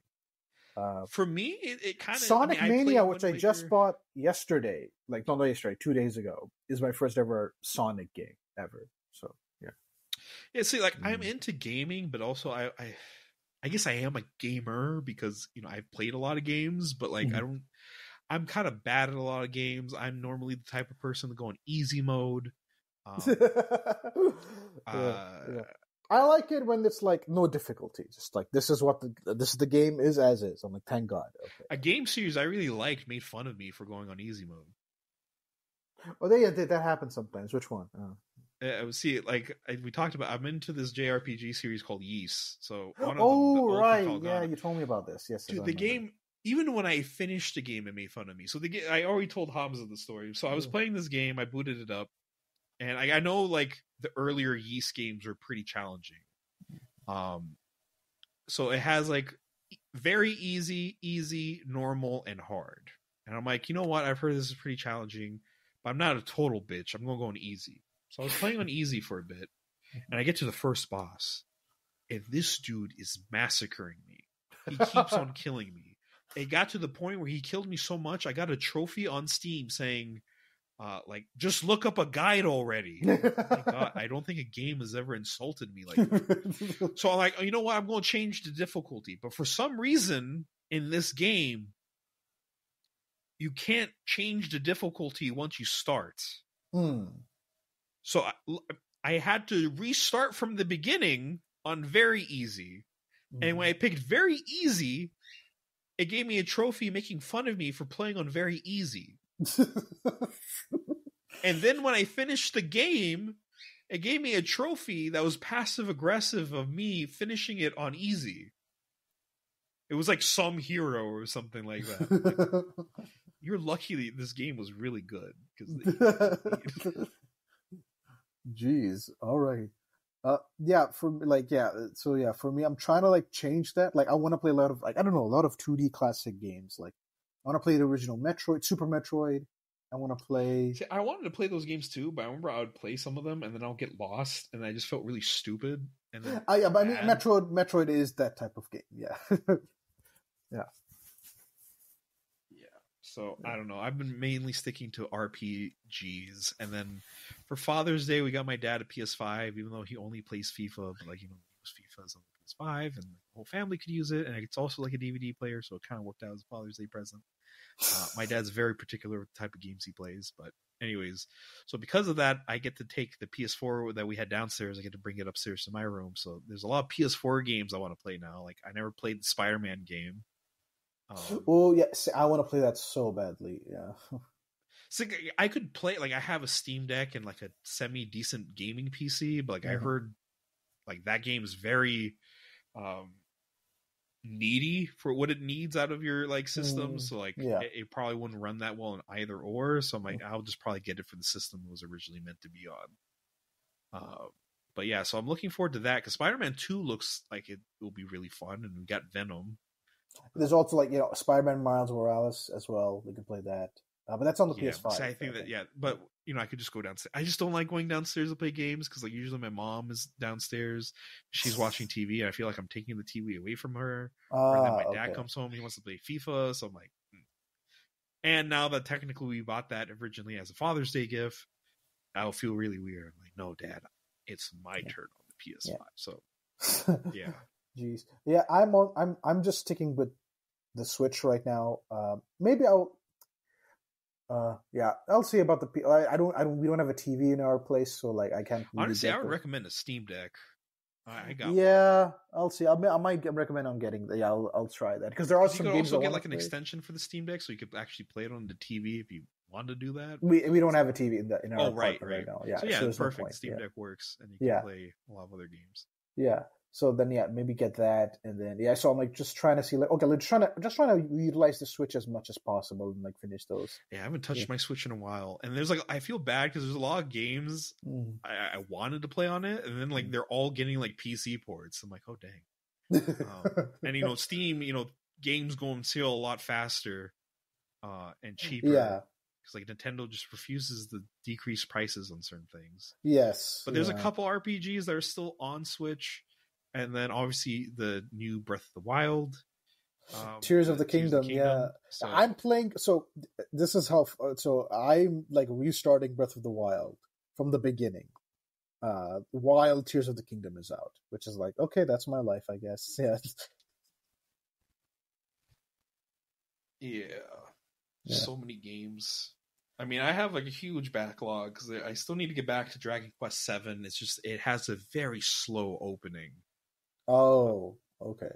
Yeah, I want to play Dragon Quest XI Definitive, whatever the long ass name is. Yes. Yeah, that's a really good one. That's probably like my second favorite Dragon Quest game. Yeah, because I recently saw like Donkey's video on it. I'm like, man, the character designs are top notch in this. Like the monsters, the characters, like God, they look just like so much fun. Yeah. Yeah, Dragon Quest is just an overall really great franchise, and like it's funny because like Dragon Quest XI came out on my birthday for like the Switch edition, like the definitive edition, and then there's another Dragon Quest game that's also coming out on my birthday this year, but it's for like the anime, the Dragon Quest anime also got a game, and it's getting released on the Switch on my birthday. I'm like, oh, see, this franchise really likes me too. It keeps on releasing games on my birthday, and they're going to make a new Monsters game. Which is kind of plays to like the Cyber Sleuth video games with like how you make monsters, but you could actually fuse monsters to make powerful monsters. Because I played Monsters Joker 2, and that was really fun. Wait, what is that Ultraman Kaiju game where you could do that? Oh, that's like Ultraman Kaiju Rancher, which is based off the Monster Rancher franchise. I remember I played it as that game as a kid on the PS2, and it had that cool gimmick for the PS2 version where you could put in any CD into the PS2, and every CD would have like a monster in it. Oh, okay. I don't know how they did that, but that was a cool thing. But like, it's not like Pokemon or Digimon. You train your monsters and they go to a Coliseum, then if they could die, or shit. Which I guess Digimon kind of did too, but back in the day. But like, you don't have as much control over them, and they didn't really evolve, or at least the part I was playing, which is why I was kind of hesitant about the Ultraman Kaiju one, because I remember it was a game I played as a kid, and I only kept on playing it because I know my parents spent money on it, and I feel bad that like I'm like maybe it gets good eventually. It didn't. Jeez.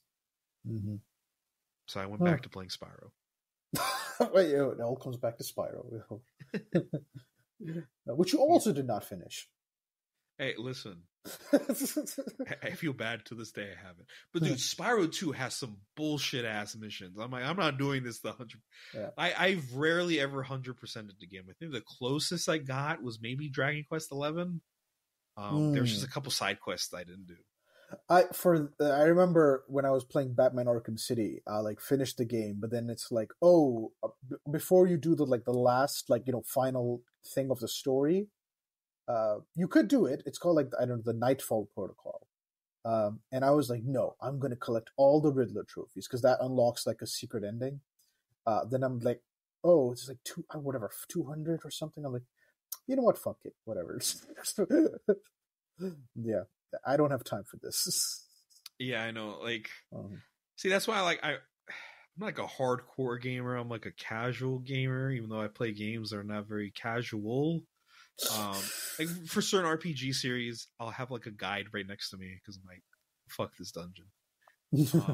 Breath of the Wild. Every time I went to a dungeon, like my brain can't comprehend. Guide, here we go. Some random guy on YouTube. I'm like, whatever he does, I'll do. I had to do that for the ones where like you got to move your Switch around because those are the most annoying. Oh, I hated those ones. That's the cool thing. If I heard from Tears of the Kingdom, with all the tools they give you, like you could just basically go over any dungeon, like just break the game and just like basically fly over the dungeons. Yeah. Like, you don't even have to attempt to do the puzzle. You could just be like, okay, fuck it, I'm gonna launch myself over there. Yeah. I just, oh man, I love Breath of the Wild so much. I love like open world games. So I remember I loved Arkham City, and I wanted to play Mad Max, that game, which I know nobody cared for. That I'm like, man, that looks just fucking cool. Yeah, I'm like, I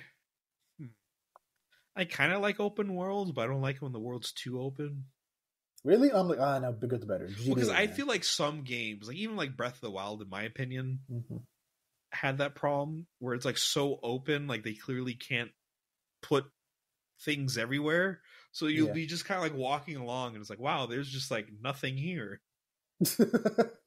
Which is why I kind of like the Yeast games I've been playing, because it's like kind of an open world adventure. Like you could kind of roam around or whatever, but like the map is short enough that like, oh, there's like something in the horizon, you could go there, but there's always stuff lying around. You know, there's like a monster or like a little cave or something to go do. So like you could still like explore the map and constantly feel like, oh, I have more to explore, but there's always something to smack around. Interesting. And of course, since it's an RPG, you know, the more you smack things around, you can upgrade. I could see that, but I don't know. Every open world game I've played, I just like exploring. Like Assassin's Creed is kind of open world. No, it is open world, not kind of. It is. Yeah, it is. It straight up is. Yeah. Then you've got like, like Breath of the Wild, and then you've got like all the GTA games. You just explore the city and just cause mayhem. I still have never properly played a GTA game. My parents were like heavily against it, and since I was a goody two shoes, I just never bothered. I played on the PS2 with my cousins so much. It was a game called, you're not gonna believe this, GTA Dubai City. Dubai City? Yes. So the artwork on the disc itself was one of the GTA characters. I can't remember which one. If you give me a picture, I'll be able to point him out. On his motorcycle with a shotgun in front of like Burj Al Arab. Okay? So like, what the fuck is this, Dubai City? You put it in, it's just GTA San Andreas with like Arabic on the walls and an Arabic radio. That's it. And you guys bought this? Yes. So you just bought like someone modding the game and they just sold it to you. Oh, that's wild. Okay. Yeah, because like there's I don't know if you know this. There's a place in Abu Dhabi, like a market that's famous for like it's like a mall called Medina Zayed, and you can get a lot of games there, like fake games, right? And it's like Dubai City was there. I was like, oh, as a kid, I'm like, oh, let's get Dubai City. Yeah, I'm a dumb kid. I don't know shit. Yeah, that's true. So I'm like thinking, oh my god, we're gonna play Dubai City. Yeah, and then it's like, wait, this looks like San Andreas. Like and then like then it's like it's like, oh, it's just San Andreas with like, but it's like the most laziest modding ever. Like again, just put Arabic on the walls where there's graffiti, and like on the radio instead of like English stations, it's Arabic stations. Was there anyone like dressed up like? No, it looks whatever. Like the NPCs look like in San Andreas, they look the same. Oh, wow, that's kind of disappointing. I would have like. No, was the Burj Al Arab actually like? Shaheen, those are the two mods: Arabic on the walls, Arabic radio station. That's it. Damn. Nothing. Everything else is just GTA San Andreas. Damn, Habibi, that got me fucked up. Yeah, and so it's like, so I just literally we just basically just bought and completed GTA San Andreas. Yeah, I finished GTA 5, but I never got into online, unfortunately, which I like. A big thing which I missed on. I mean, the closest I got to GTA was like Saint Row, like 3 and 4, which were like the that's not even GTA. That's like the parody version of GTA. I know. I mean, apparently Saints Row 2 is really good, and I have that for the PS3. I just never played it. But like, did you whack people with a purple dildo? Yeah, I got that DLC because it was on sale on Steam. See, like people like hate the fourth one. I had a fun time with it because you're just basically a superhero, just like blasting shit. Like in that game, I don't even know why they like give you the option to still steal cars, because like once you unlock the super speed, it's like, why would I need a car? I could just like run up buildings and like hop around like I'm the fucking Hulk. There's one genre game which I don't know why I always like: management simulators. So, like, the Jurassic Park games, the Jurassic World games, Planet Zoo. I really want to play that. That's on Steam. It's a computer game. Oh yeah, I've been wanting to play those. I'll probably wait for the next Steam summer sale. The closest I've gone to anything like that is like maybe Slime Rancher. Okay. I've seen some VTubers play that. Yeah. Mm-hmm. I played it before them, but yeah. It was it's a fun game. The sequel came out, but it's like an early access. I always enjoyed that. Just like, just manage shit, improve it, put more creatures in. I don't know, whatever. Like, depending on what it. Yeah. Or like, the thing I like about Slime Ranchers is you actually have to go out in the wild and like suck out the slimes yourselves and do things. But I remember also playing, I don't know what, like games where you have to, like, I don't know, manage a town or an area, not SimCity, but something else, because like you have to reach a specific goal and you have to, like, I don't know.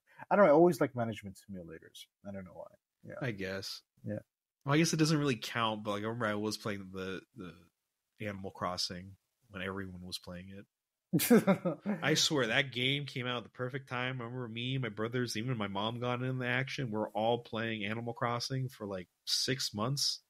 And then after that, I logged in out of obligation for like the first Halloween, Christmas, and my birthday. Mm-hmm. And after that, I just never touched it again. Same. But I got in like over 100 hours, so like it definitely got its money's worth. But like I didn't get. So we got the Switch and we got quite a few games with it, and Animal Crossing was one of them because my sister really wanted to play it. I didn't know. I thought we both got separate islands, but no, you just get the same island. Yeah, that's the shitty thing. Yeah. So my sister got way ahead of me. I got so far to the point of like, oh, your house is just a tent. Oh. Yeah, and then like I did some things fucking around, but then I got into other games like because we got like Luigi's Mansion, we got like Breath of the Wild, like I mentioned, and so I was like playing those games, and then I just never went back to Animal Crossing. I just concentrated on that, and then like my sister obviously like played more and more and more and just improved the town, and she's like, I have buildings and buildings and houses everywhere, and your shitty fucking tent is still in the middle of this goddamn island, and I can't move it or do anything about it. Oh gosh. Yeah, because she was like planning everything, and I was like told her, like, you know what, just it's your game now. I don't give a shit about it. You do whatever the fuck you want. He's like, yeah, I wish I could, because but your fucking tent is like blocking this one area. Oh god. Yeah. I mean, I think later on you could pay to move that. Can you? Yeah. You have to pay like top note. What really scared me was that like she would go around talking to neighbors and stuff and building relationships. Like, the neighbors on the island ask about you. I'm like, what the fuck? Yeah. Because like I had my own Switch, and then my brothers during the pandemic, like during the lockdown, they got their own Switch, so they shared an island, and eventually my mom got into it. She got more into it than them. And so like all three of them were sharing an island, but my mom was the one that did a majority of the decorating, and sometimes she would be playing. It's like, oh, where are the other two? I wish the other one was on my birthday today. Then your mom would tell him, like, go to this person's birthday. Yeah. But that was for us especially, that was a really good game during that period of time, because during that period of time we were supposed to move. Because of the lockdown, we couldn't move, but like the house we were renting, the lease was already up. So it's just like we already had all our stuff packed, but now our move got canceled. So we had to live in like an apartment and put our stuff in storage for like half a year. And we stayed in an apartment that was like already fully furnished, but like for a whole half of the year, we didn't have any of our belongings. We're just living in this like furbished apartment inside like all the time.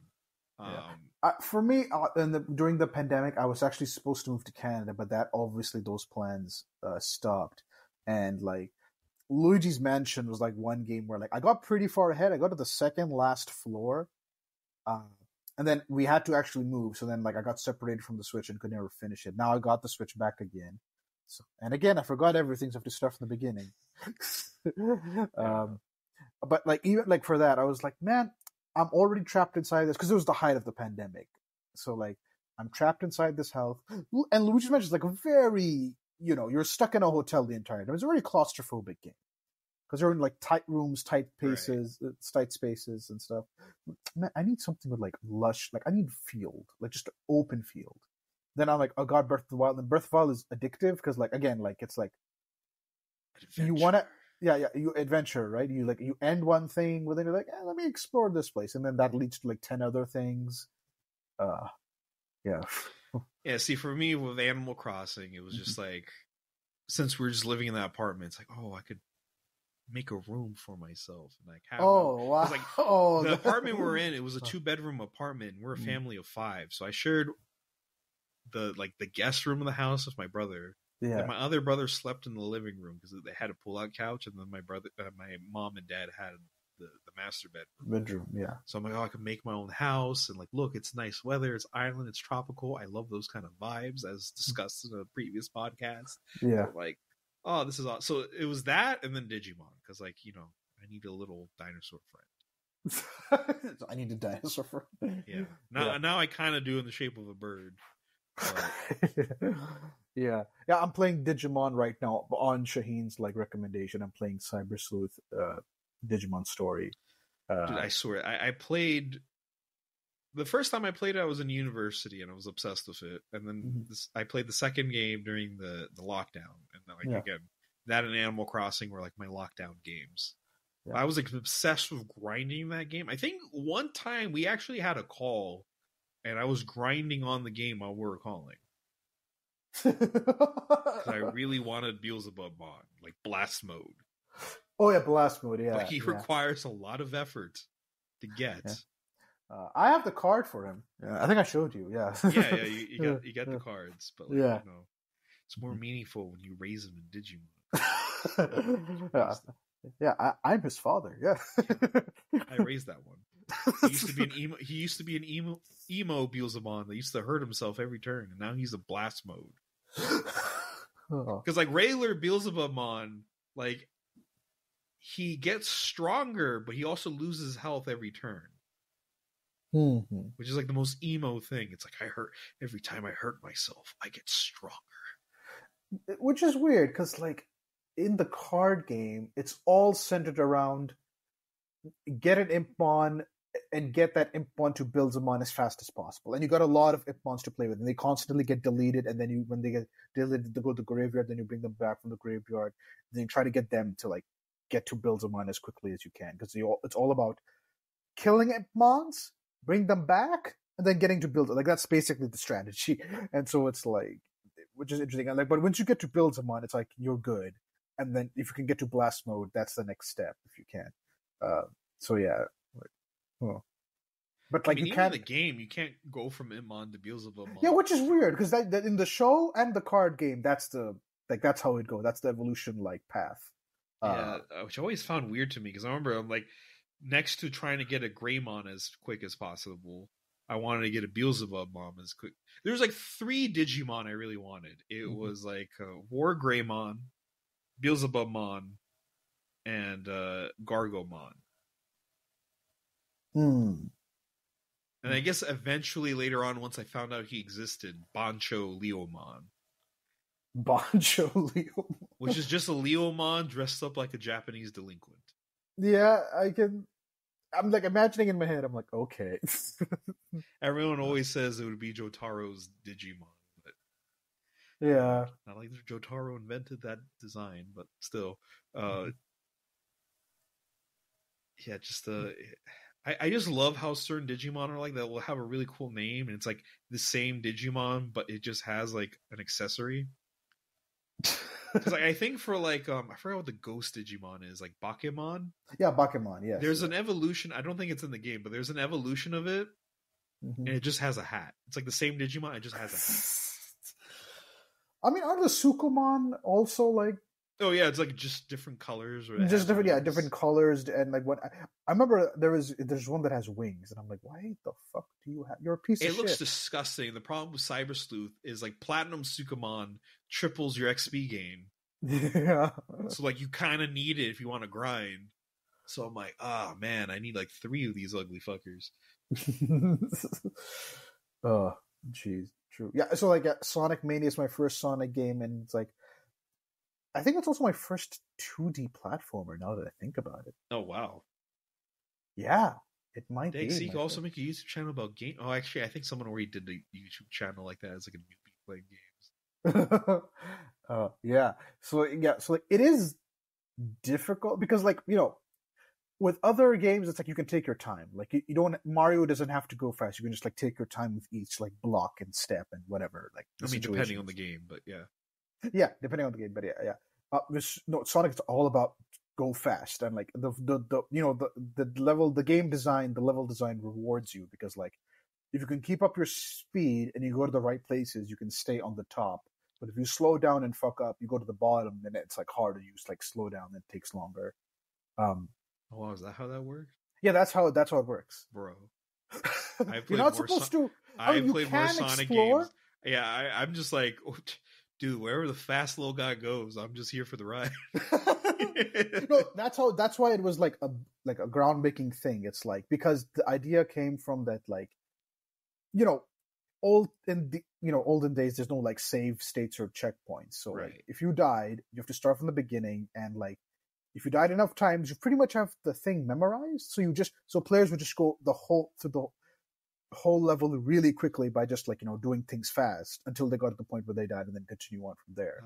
So like they're like, okay, what if that was just the game? Like you have to go through it fast, and they did it. They designed the level in such a way where like if you go fast, keep up your speed, you'll be able to stay on the top of the level, and that will like make it easier for you to keep going fast and get to the end or to the checkpoints or whatever. Whereas if you slow down and fuck up and like fuck around, then you like end up at the bottom. But then like players go back and they actually do use like Tails or Knuckles because those are easier to use to explore. It's because they want to find like secret patches, bonus stages, and all that, and just like just explore. Like, okay, I want to see what ideas they had all around for the whole level. So yeah, like it is difficult. I am having a hard time. Like literally, my thumbs and like fingers start hurting after it. Oh wow! Yeah, because I'm like pressing constantly, like, oh, gotta go fast. Getting old, or games or hands are hurting playing. No, it's like Breath of the Wild or Mario. I don't get that. I can play that for like 10 hours, and also like Digimon, it's JRPGs. See, I have big hands, so if I'm playing like a handheld game, like it's the Switch or most Nintendo consoles, really like they're too small for my hands. My hands kind of cramp up. But also, like I went to like an arcade, and I was playing like a bunch of fighting games with my brother. Yeah, and like my hands were like legitimately hurting when I was done.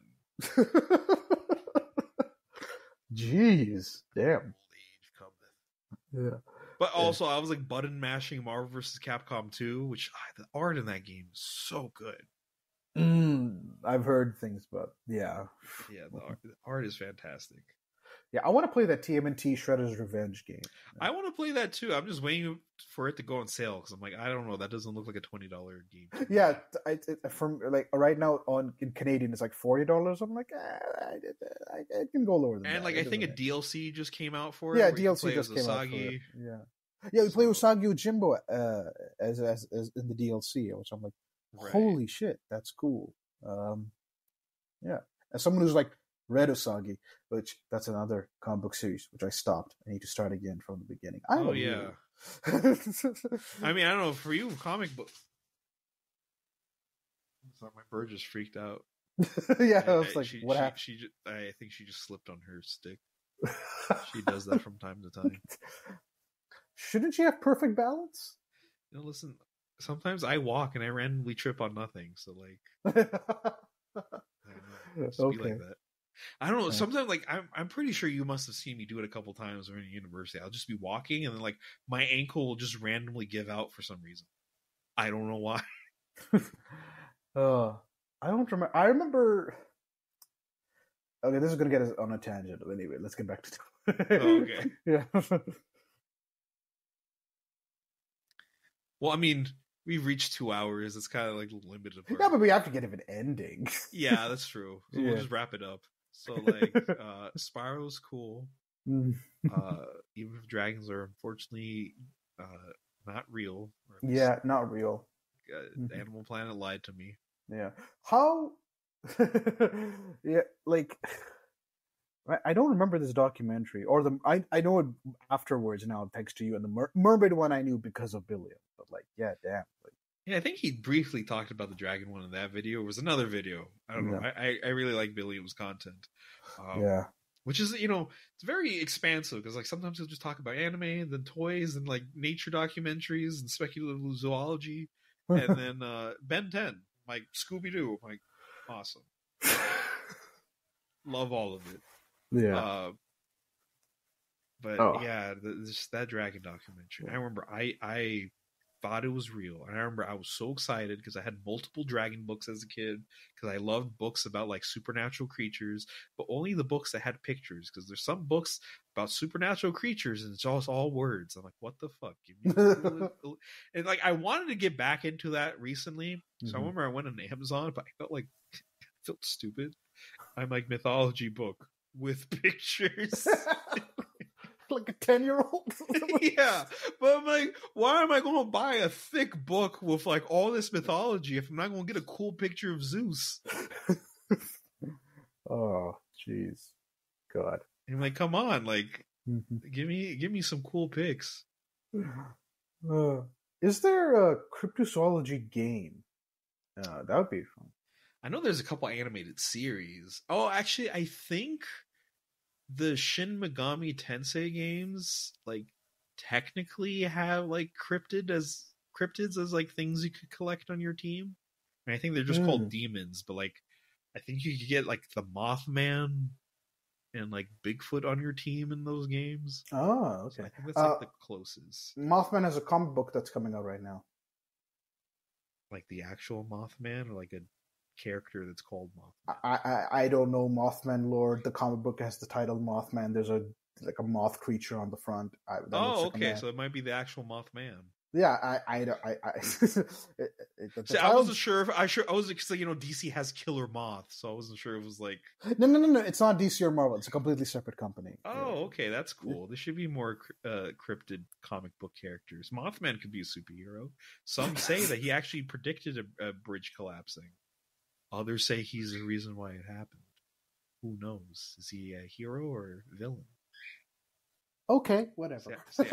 See, I just made the comic book pitch. And, there could be like a J. Jonah Jameson character. Be like, oh, Mothman! Get me pictures of Mothman. The Mothman in human disguise. Sure. Oh my god.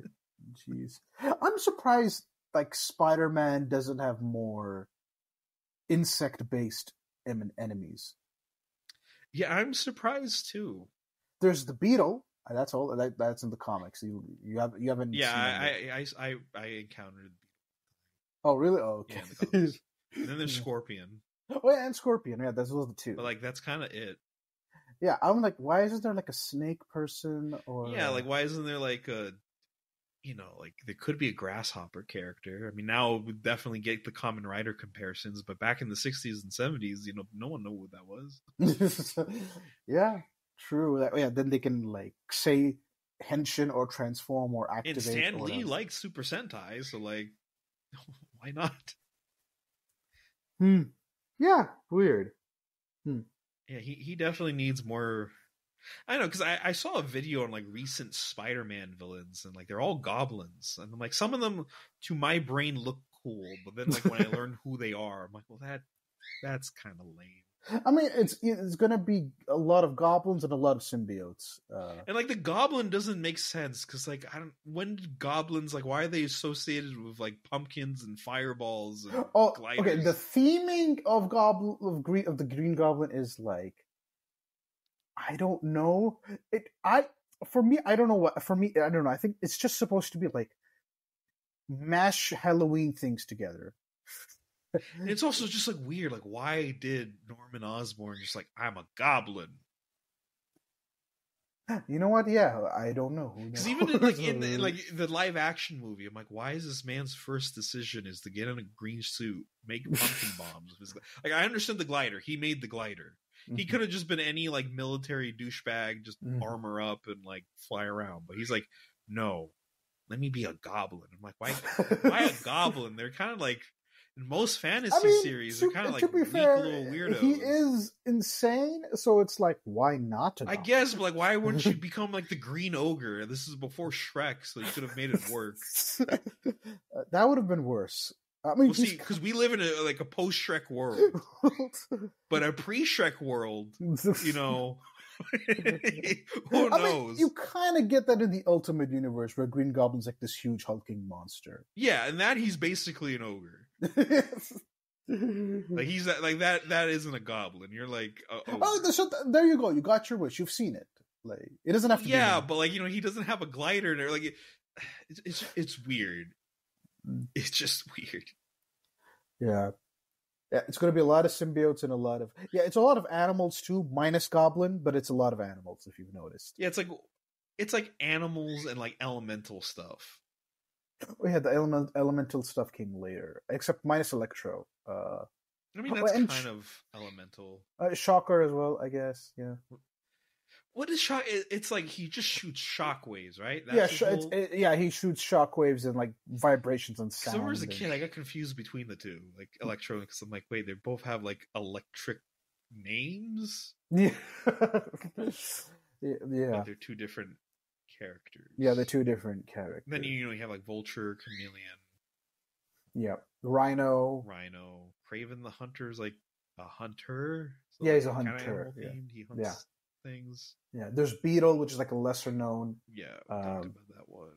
Yeah, so, like I'm just surprised there hasn't been more like animal themed villain. I think there was like a bunny one that was newer, like Right Rabbit or something. Like that. Right, yeah. She's I like how the podcast eventually just evolves into Spider-Man. Never fails. Really? Does it all? I think like if we were to make a bingo card for the podcast, just like mentioning Spider-Man would be like on that bingo card. I mean, like to monsters, be fair, dinosaur people, and Spider-Man. That's on the bingo card. Yeah. I mean, to be fair, as of this recording, Spider-Verse movie is out right now. That's true. So maybe it's on the mind, I guess. And there was a spider dinosaur in that movie. Yes, there was a spider dinosaur. For like 5 seconds it was there. But he was big, so like he took up space. And he shot webs from his tiny T-Rex hands. Yeah. Which was just like the dumbest shit. That was what I was thinking, because like, where does the dinosaur shoot webs from? And then at first I didn't catch like when I saw it in the trailer, I didn't catch that. When I was actually in the theater, I'm like, oh my god. Shot that. Yeah. I mean, where else would he shoot it from? His like mouth? I don't know. I was expecting it to be on his tail or something. Like I guess that's a possibility. Yeah, but that'd be kind of weird, like swinging around ass first. But like, here's my question: where did he get that? I don't know. See, when they do dinosaur versions of these characters, I don't understand, because like I remember I also read Jurassic League. Yeah, you read Jurassic League. Yeah, and like Batman is like a T-Rex dressed up as like a bat, and I'm like, why you're like stronger than a bat? You're the king of the dino. Or at least I think he was a T-Rex. He had proportionate arms, so I think. Oh, then he can't be a T-Rex. He has to be something. But it's not like they're like scientifically accurate dinosaurs, because they're all standing on 2 legs. Oh, but I don't know. I feel like the tiny T-Rex. It's such a big feature that like, I don't know. Because like there's Theodore Rex, that live action movie where like there's dinosaur detectives, and Theodore Rex I think has like normal arms. What the fuck is Theodore Rex? You've never heard of Theodore Rex? It's like this weird 90s movie where like humans and dinosaurs like live side by side. It's like a detective movie, but the only movie I know where dinosaurs and humans live is Flintstones. That's it. Like okay, no. So there's Theodore Rex. Then there's also the manga Keyman, in which the main character is like a dinosaur detective. I think he has short arms. I forgot. So he eventually gets a hook arm. I'm just looking at Theodore Rex. What the fuck is this thing? Oh my god! See, as a kid, I'm like, oh, cool special effects dinosaurs. And then like as I was watching it, I'm like, this movie's kind of ass. Whoopi Goldberg's in this? Yeah. Okay.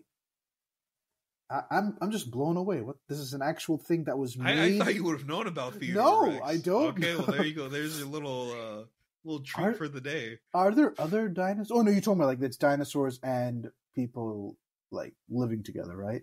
Yeah. Okay. If I remember correctly, there was no dinosaur people, so no one fucked a dinosaur. That's good to know in this kids movie that no one committed. Well, like they're not explicitly to say, but they could have been someone that comes out and he's like a human with like 3 horns on his head. If Shaheen directed this, there would definitely be dinosaur people fucking and dinosaur people. Listen, it's not that I want to see the act of it. I just want to see the creature it produces. That's all I want. I just want the creature. It could be scientifically made. Oh, we need to create better humans. The dinosaurs are so strong. So I got dinosaur DNA and infused it into us, and now we're stronger than them. All right, okay. Dino sapiens.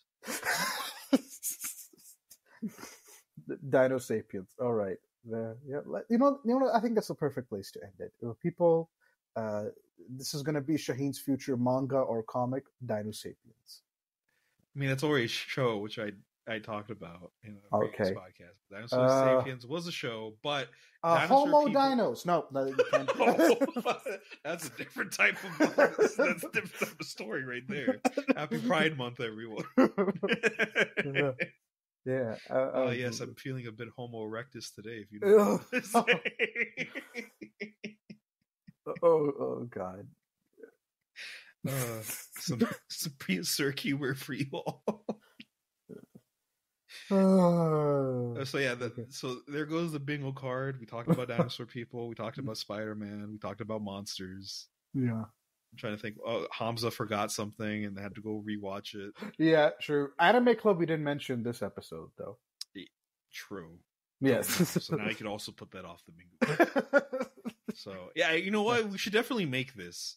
I should definitely make a little bingo card. And with the small fan base we have right now, they could play along with every listen. Yeah. And we'll see if how many times they get a bingo. Oh my God! Take a shot every time I have to like repeat a series from the beginning. They would be dead. Yeah. We should just do a whole podcast where you just recollect everything. Because have you finished Gargoyles? No, I'm on the last season. That I don't need to rewatch from the beginning. I swear, especially season 2. I'm like, you do not need to rewatch season 2. Oh, to be fair, I did rewatch from the beginning. This is my second viewing, but like I've gone past where I previously stopped. But like, yeah, I'm on season 3 right now. I will finish it probably by this week. But like, yeah, that's something I don't need to like repeat. I see. Probably gonna watch Darkwing Duck after that or something. Yeah, that's still something I need to get to eventually, but like I just have this weird bias where I'm like, I don't need to see it. Which is weird. It's like one of those things racist. Yeah. Yeah, I'm a Darkwing Duck racist. No, as racist. A term they use in Theodore Rex, I'm a speciesist. Oh, okay. But yeah, you know what's sad that you still remember that from the movie. Because I remember, I was like, I didn't think of it like that. I'm like, yeah, I guess if you're racist to a dinosaur, you're a speciesist, not a racist. Okay, all right, sure. Why not? Theodore Rex, everybody. This is what you came for on this That's your movie recommendation. and the next dark and underground Toku movies, I'm going to talk about Theodore Rex. You know, I'm getting a weird sense, like, when you mention a normie movie, like a normal Hollywood movie, I'm like, so Evolution and then Theodore Rex. Okay, like, this is... So I've been trying to watch more movies. I still haven't seen Lord of the Rings, but like I'm kind of getting scared with the length. You read One Piece. It's fine. No, you can't use that. You can't use that fucking excuse for everything. Also, it's a movie. One Piece. I just have to watch a 30-minute episode, which is probably 19 if you cut out. Wait, no, you watched the anime. That's like a 900,000 episodes. But... Yeah, but like I choose when I want to see an episode. I just have to dedicate 30 minutes of my time with a movie. And I'm confused. Do I watch the director's cut or do I just watch the theatrical cut? Because I don't think I'm going to rewatch these movies. I think it's kind of a one and done kind of thing. You can the theatrical cut is fine. If you want extra stuff that fleshes out things slightly bit more, watch the expanded editions or director's cut, whatever it's called. Because I have Max and it's constantly teasing me when I go in there. I'm like, I have been in a fantasy mood, and like, that's like the OG fantasy series. Yeah, but I'm also like, that's a big ass movie. And see, it's not like, I mean, I guess, I don't know, maybe I could treat it like a TV show where I could like watch an hour and then like the next day I'll watch another hour. I don't know, but then I also feel it's kind of like disrespectful to the movie. But no, you know, it's not disrespectful. It's fine. It's like I've done that couple like. No, it's fine. I disagree that like that. I mean, because like, hey, it's at home. It's your experience. Like, what if you pause it and go pee and come back? Is that being disrespectful to it? No. Like, I guess not. You got a point there. Yeah. Usually in the theater, I don't go to the bathroom. Yeah. So I don't think like no. It's like as long as you like remember that like because for me it doesn't ruin the experience. Like but so I'd say no. I disagree with that. So, like, I see. Well, maybe eventually I'll get to Lord of the Rings and talk about it. Yeah, my only request: don't watch Rings of Power. The show sucks. But like, Lord of the Rings is good. I wasn't planning on watching the TV show. I was just going to watch the movie. Yeah, maybe I've heard mixed things on the Hobbit movies. If you really love Lord of the Rings and like I just need more Middle Earth in my life, then I would say watch the Hobbit. If you don't, if you're like, I know Lord of the Rings is cool, but like, I'm not like because the Hobbit does have the dragon, right? Oh come on! Are you really just gonna watch the fucking dragon? I'm just saying, it's the dragon. Well, see, there was an animated Hobbit movie that I remember I watched in school one time. Oh yeah, that one had horrible art style. Ugh. Was it bad? I remember, like, I don't know. I've seen it on Twitter. It looks ugly to me. Oh yeah, the Hobbits kind of looked ugly. I'm like, why is this guy the hero? He doesn't look cool. Yeah. Okay. Yeah. So that's it. I wanted to end it on Theodore, but we ended on Lord of the Rings. Surprisingly, I don't know how. There we go. We can bring it back to the Theodore Rex if you want. We try to remember something. He has a gun. Oh, he has a gun? Yeah, he's like a policeman.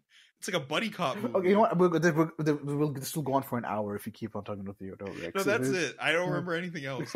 I just remember the scene where it's like, oh, you're a specious, because I think Whoopi Goldberg doesn't like dinosaurs. And then they're cops. Theodore has a gun.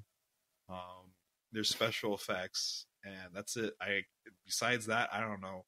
Now I kind of feel like rewatching the movie. Maybe it's like a hidden gem, you know? Is it a gem or a rock? I don't know. Oh, okay, all right. There we go. That still sucks. I don't know. We're gonna have to workshop that one. Yeah. All right. I think we're done. Yeah, we're done. Anyways, Falcon punchers keep on punching or fisting. I forgot. What did we leave? Yeah, keep on punch. We'll see you guys next time.